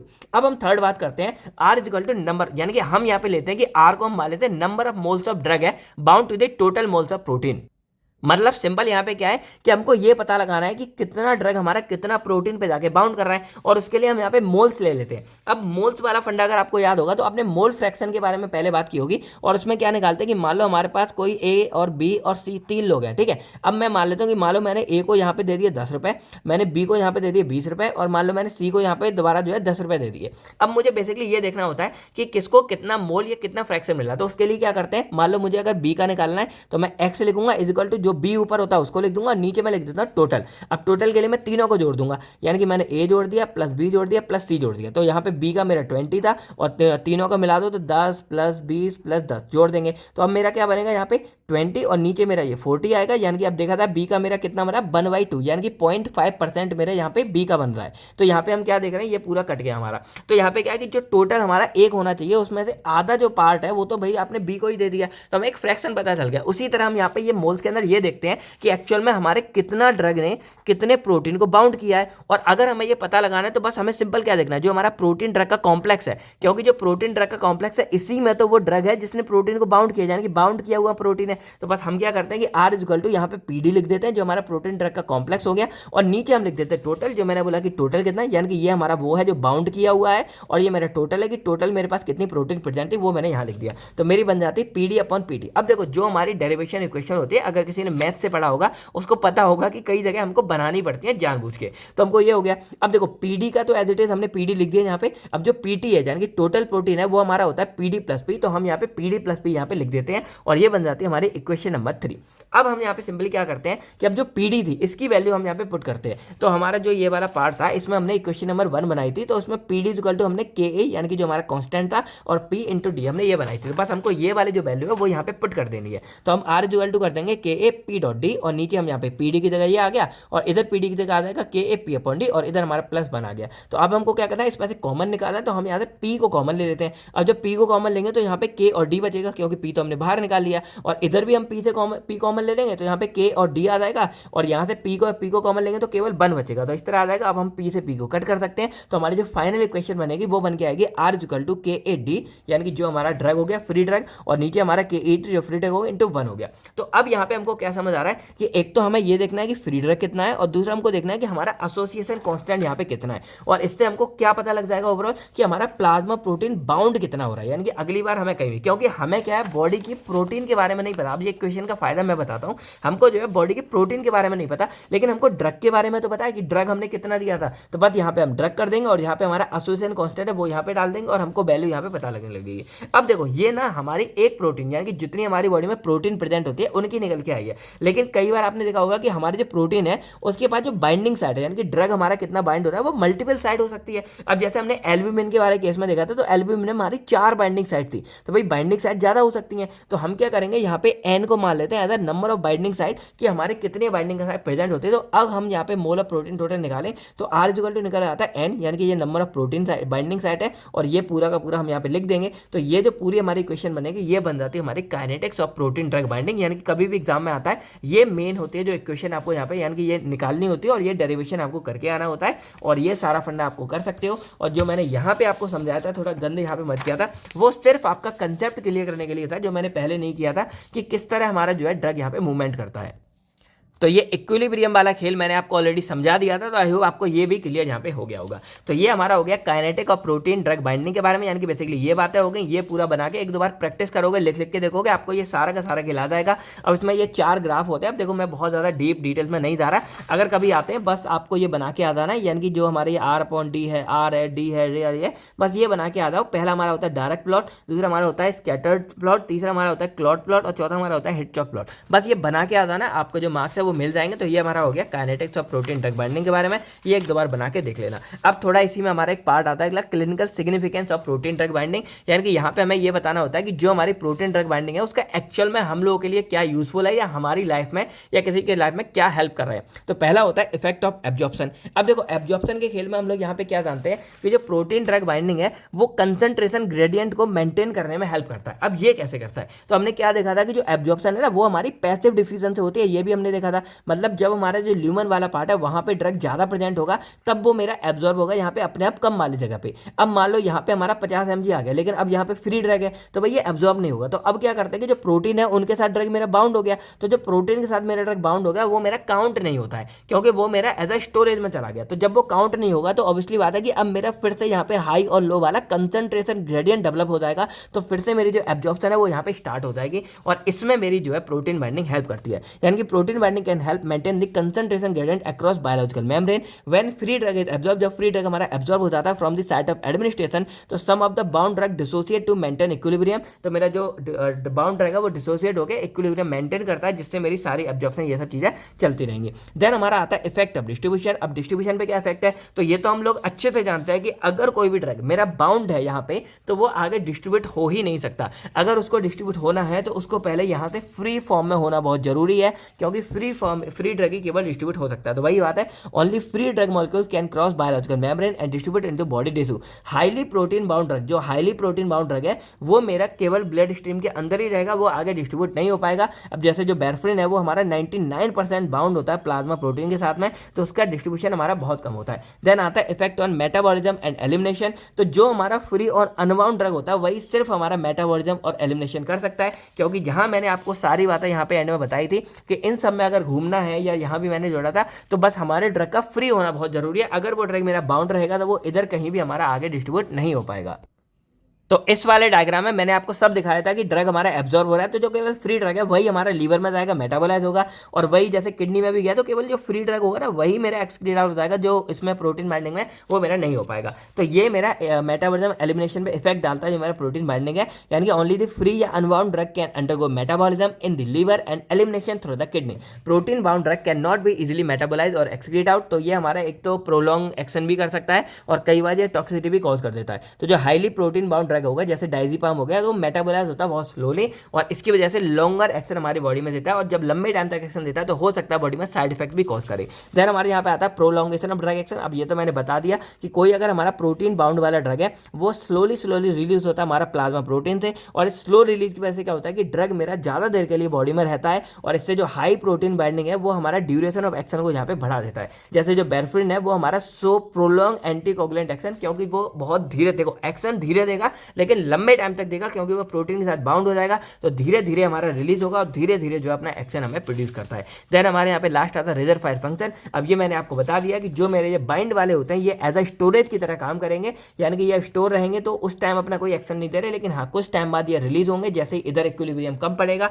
जो मैंने आपको ये पूरा फंडा भी बता दिया कि जैसे जैसे इधर फ्री ड्रग मेरा कम होता रहेगा, या यूज होता रहेगा, डिस्ट्रीब्यूट होता रहेगा, मेरा जो बाउंड रहेगा जो रिजर्वायर की तरह काम कर रहा है, स्टोरेज की तरह, ये यहाँ से ड्रग को छोड़ता रहेगा और आगे हम जो है उसका यूज़ करते रहते हैं, तो उसमें मेरा इस्तेमाल होता है। यानी कि plasma protein act as the drug reservoir when free drug concentration decreases due to metabolism elimination. जब फ्री ड्रग हो जाता है तो जो बाउंड ड्रग है वो ग्रेजुअली डिसोसिएट हो जाता है, यानी कि वो टूटेगा, प्लाज्मा प्रोटीन अलग होगी और वो ड्रग को दोबारा फ्री ड्रग में कन्वर्ट करेगा, जिससे हमारा इक्विलिब्रियम मेंटेन रहे। अब जैसे डायजेपाम सो सिग्निफिकेंट प्लाज्मा प्रोटीन, डायजेपाम अच्छा खासा शो करता है and is slowly release from protein Manning, protein Manning slowly release होता रहता है और वो फार्माकोल एक्टिन को देता रहता है। तो ये हो गया हमारा रिजर्वायर वाला फंक्शन। तो अब हमारा लास्ट टॉपिक आता है वॉल्यूम ऑफ डिस्ट्रीब्यूशन, या इसको हम एपरेंट वॉल्यूम ऑफ डिस्ट्रीब्यूशन भी बोल सकते हैं। तो अब देखा जाए तो अब तक आप इतना कुछ समझ चुके हो कि ये टॉपिक आपको ऑलरेडी क्लियर ही है, बस सिंपल यहां बता देता हूं। देखो इसमें क्या होता है, वॉल्यूम ऑफ डिस्ट्रीब्यूशन में हमको ये पता लगाना होता है कि कितना ड्रग हमारा टिश्यू में, जैसे हम यहां पे देख रहे थे कि हमारा डिस्ट्रीब्यूशन हो रहा था और ड्रग हमारा क्या कर रहा था, यहां से क्रॉस करके अपना यहां पे, यानी कि पहले ईसीएफ में पहुंच रहा था एक्स्ट्रा सेलुलर में, देन हमारा इंट्रासेलुलर में पहुंच रहा था। तो बस हमको ये पता लगाना होता है कि कितना अमाउंट ऑफ ड्रग हमारा डिस्ट्रीब्यूट हो चुका है, यानी कि हमारे इस वाले पार्ट में पहुंच चुका है। बस इतनी सी कहानी हमको यहां पता लगानी होती है पूरी की पूरी वॉल्यूम ऑफ डिस्ट्रीब्यूशन में। यानी कि देखा जाए it is a pharmacokinetic parameter that describe how widely a drug is distributed in the body, यानी कि कोई भी ड्रग है हमारी बॉडी में कितना डिस्ट्रीब्यूट हो गया है। अब यहां पे देखा जाए तो जैसे मान लो ये ब्लड है और यहां से हमारा ड्रग है और ये ड्रग हमारा कितना बॉडी में जाके, यानी कि कितना हमारे बॉडी के अलग अलग पार्ट में जाके डिस्ट्रीब्यूट हो चुका है, इसी को हमें मेजर करना होता है। अब वही कहानी लिखी हुई है आफ्टर एडमिनिस्ट्रेशन, यानी कि जैसे एडमिट करते हैं drug distribute between blood and body tissue such as liver muscle fat. तो जो हमारा ड्रग है वो हमारा यहाँ पे पूरा डिस्ट्रीब्यूट हो जाता है हमारे ब्लड के अंदर में और हमारे सेल्स के अंदर में। तो वॉल्यूम ऑफ डिस्ट्रीब्यूशन क्या है, एक कांस्टेंट रिलेशनशिप है between the concentration of drug in plasma and the amount of drug in the body. अब देखो ये फंडा है, मैं आपको एक एग्जांपल से समझा देता हूँ। अब ये एग्जांपल मैंने वैसे आपको बहुत बार दिया होगा और सिंपल है। अब जैसे मान लो ये एक मतलब क्लासरूम है, ठीक है, ये क्लासरूम है और इसमें ना 50 बच्चे रहते हैं, कितने 50 स्टूडेंट है। अब यहाँ पे मान लो कि मेरा बर्थडे था और मैंने क्या किया, यहाँ से चॉकलेट बांटना शुरू कर दी, ठीक है, और ये रूल है कि हर बच्चे को एक चॉकलेट दी जाएगी। अब 50 स्टूडेंट होते हैं लेकिन मुझे ये नहीं पता कि आज इसके अंदर कितने स्टूडेंट आए हुए हैं। तो मैंने क्या किया, मैंने यहाँ से 50 चॉकलेट भेजी और मैंने क्लास के अंदर डाल दिया। अब मुझे नहीं पता, मैंने एक लड़के को भेजा और मैंने कहा हर एक को चॉकलेट देते हुए था। तो वो क्या कर रहा है, चॉकलेट यहाँ बांटता जा रहा है, बांटता जा रहा है, सब बांटता जा रहा है। और उसके बाद जब वो क्लासरूम से बाहर निकला तो चॉकलेट बॉक्स आया और मैंने उसमें देखी कि अभी भी उसके अंदर लगभग जो है 10 चॉकलेट बची हुई हैं। तो अब बताओ कि क्लासरूम में कितने बच्चे हैं।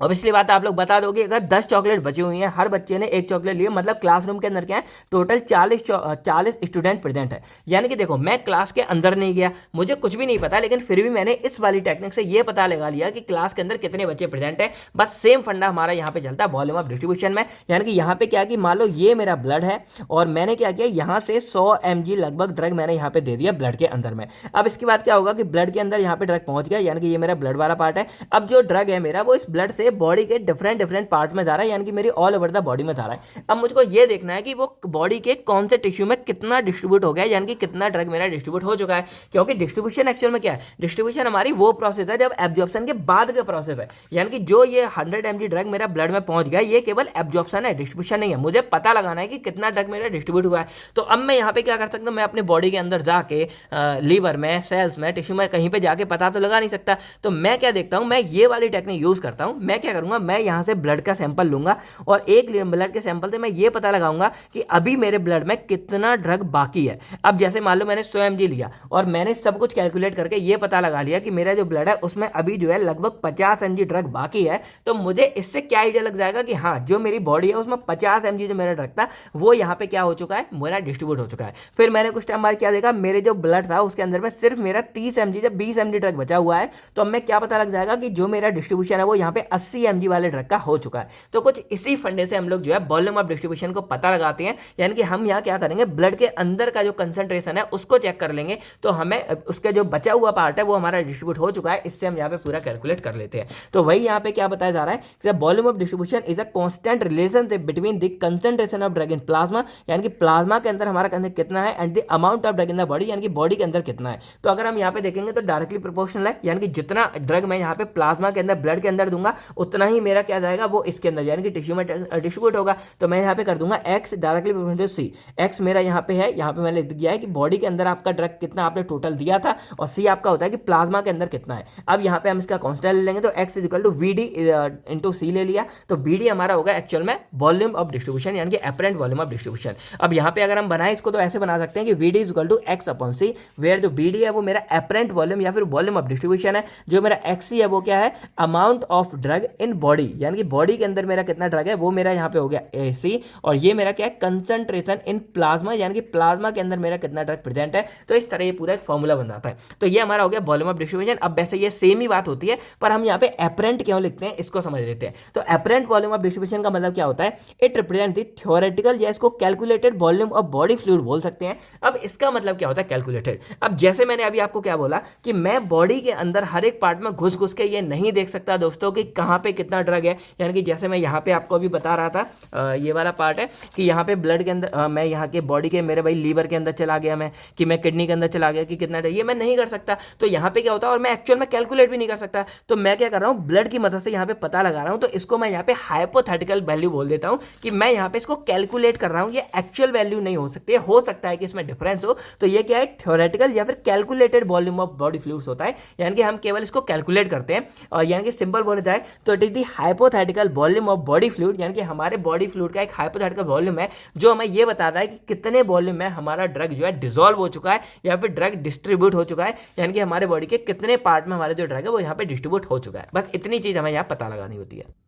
तो इसको आपको लिखना होगा apparent volume of distribution is equal to amount of drug in the body, यानी कि ऊपर हम ये लिखते हैं कि टोटल हमने कितना ड्रग अपनी बॉडी में दिया था, और नीचे लिखते हैं प्लाज्मा ड्रग कंसंट्रेशन कि हमारे अब जो प्लाज्मा है यानी कि जो हमारा ब्लड है उसके अंदर कितना ड्रग बचा हुआ है, और इसको हम अपोज कर देंगे तो हमें एक आइडिया लग जाएगा कि कितना ड्रग हमारा डिस्ट्रीब्यूट हो चुका है बॉडी के अंदर में। और इसको रिप्रेजेंट करते हैं वीडी अपॉन एक्स अपॉन सी से, जहाँ पे एक्स हमारा आपको पता है, ये मैं यहाँ पे लिख भी दूंगा, एक्स आपका है amount of drug in the body और सी हमारा है प्लाज्मा ड्रग कंसंट्रेशन, यानी कि ये इस तरह आपका पूरा पूरा हो जाता है। अब यहाँ पे एक चीज आपको क्या समझ आ रही होगी कि यहाँ पे क्या है कि हमारा अगर ब्लड के अंदर, यानी कि ब्लड के अंदर अगर ड्रग हमारा बहुत ज्यादा है, जो मैंने बोला कि ब्लड के अंदर अगर हमारा ड्रग ज्यादा समझ आता है मतलब वो डिस्ट्रीब्यूट हमारा कम होगा, यानी कि हमारा जो वॉल्यूम ऑफ डिस्ट्रीब्यूशन है वो यहाँ पे कम हो जाएगा। वही हम क्या देखते हैं कि ब्लड के अंदर हमारा कम मिला और हमें टिश्यू के अंदर ज्यादा मिलता है, मतलब हमारे वॉल्यूम ऑफ डिस्ट्रीब्यूशन ज्यादा है, क्योंकि वॉल्यूम ऑफ डिस्ट्रीब्यूशन एक्चुअल में है क्या, वॉल्यूम ऑफ डिस्ट्रीब्यूशन हमारा वही है कि कोई भी जो हमारा ड्रग है वो कितना ज्यादा डिस्ट्रीब्यूट हो रहा है हमारी बॉडी में, यानी कि हमारे टिश्यू में कितना ज्यादा यहाँ पे डिस्ट्रीब्यूट हो रहा है। अब इसके लिए मैंने एक real life example, real life तो नहीं, मैंने एक एग्जाम्पल लिया जो आपको बहुत अच्छे से समझ आ पाए।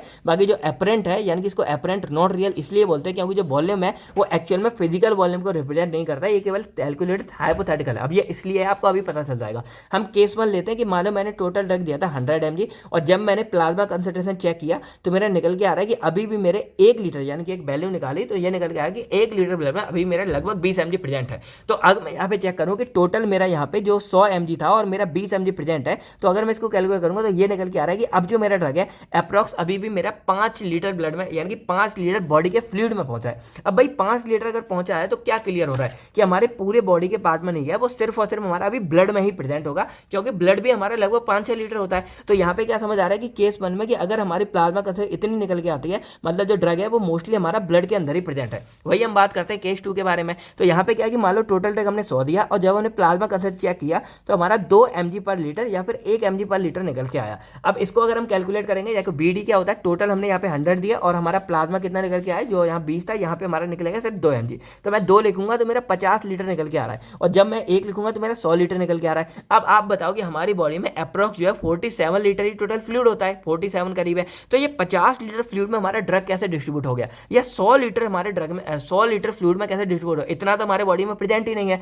इसीलिए जो है इसको हम सिर्फ हाइपोथेटिकल या कैलकुलेटेड बोलते हैं। पर इससे हमको एक आइडिया लग गया है कि अगर वो ड्रग हमारा 50 लीटर या 100 लीटर निकल गया, इसका मतलब ये है कि वो ड्रग ना हमारी बॉडी में अच्छे से डिस्ट्रीब्यूट हो चुका है, यानी कि हमारी बॉडी के हर एक पार्ट में पहुंच चुका है, क्योंकि वो हमारा ब्लड के अंदर बहुत ही कम मात्रा में प्रेजेंट है। जैसे अगर मैं यहां देख के आता तो मेरी अगर एक भी चॉकलेट ना बचती या केवल एक चॉकलेट बचती तो मैं समझ जाता कि जो स्टूडेंट है वो मोस्टली हमारे क्लास में प्रेजेंट है और सभी ने जो है लगभग चॉकलेट ले ली है। तो इसी तरह हम यहाँ पे ये पता लगाते हैं कि प्लाज्मा के अंदर एक्चुअल में कितना ड्रग प्रेजेंट है, और अगर वो कम है मतलब हमारा ज्यादा बॉडी में चला गया है, यानी कि भैया अगर ब्लड में में कम है तो बॉडी में ज़्यादा चला गया है, और ब्लड में ज़्यादा है मतलब बॉडी में हमारा कम गया है। और इस तरह हम यहाँ पे पूरे इसको कैलकुलेट करते हैं। आई होप आपको ये पूरा कैलकुलेट और ये सब फंडा यहाँ पे समझ आ गया होगा। अब यहाँ पे सिंपल हम क्या पता लगा सकते हैं, अगर इंटरप्रेट करें तो द वॉल्यूम या वैल्यू ऑफ बीडी जो हमारा अपरेंट वॉल्यूम डिस्ट्रीब्यूशन है वो हमको ये समझने में हेल्प करता है कि जो हमारा ड्रग है वो प्लाज्मा में कितना प्रेजेंट है एज कम्पेयर टू टिश्यू। अब अगर मान लो हमारी वैल्यू लो निकल के आती है, मतलब जो स्मॉल वैल्यू ऑफ बीडी है वो इंडिकेट करता है कि मोस्टली ड्रग हमारा जो है ब्लड प्लाज्मा के अंदर प्रेजेंट है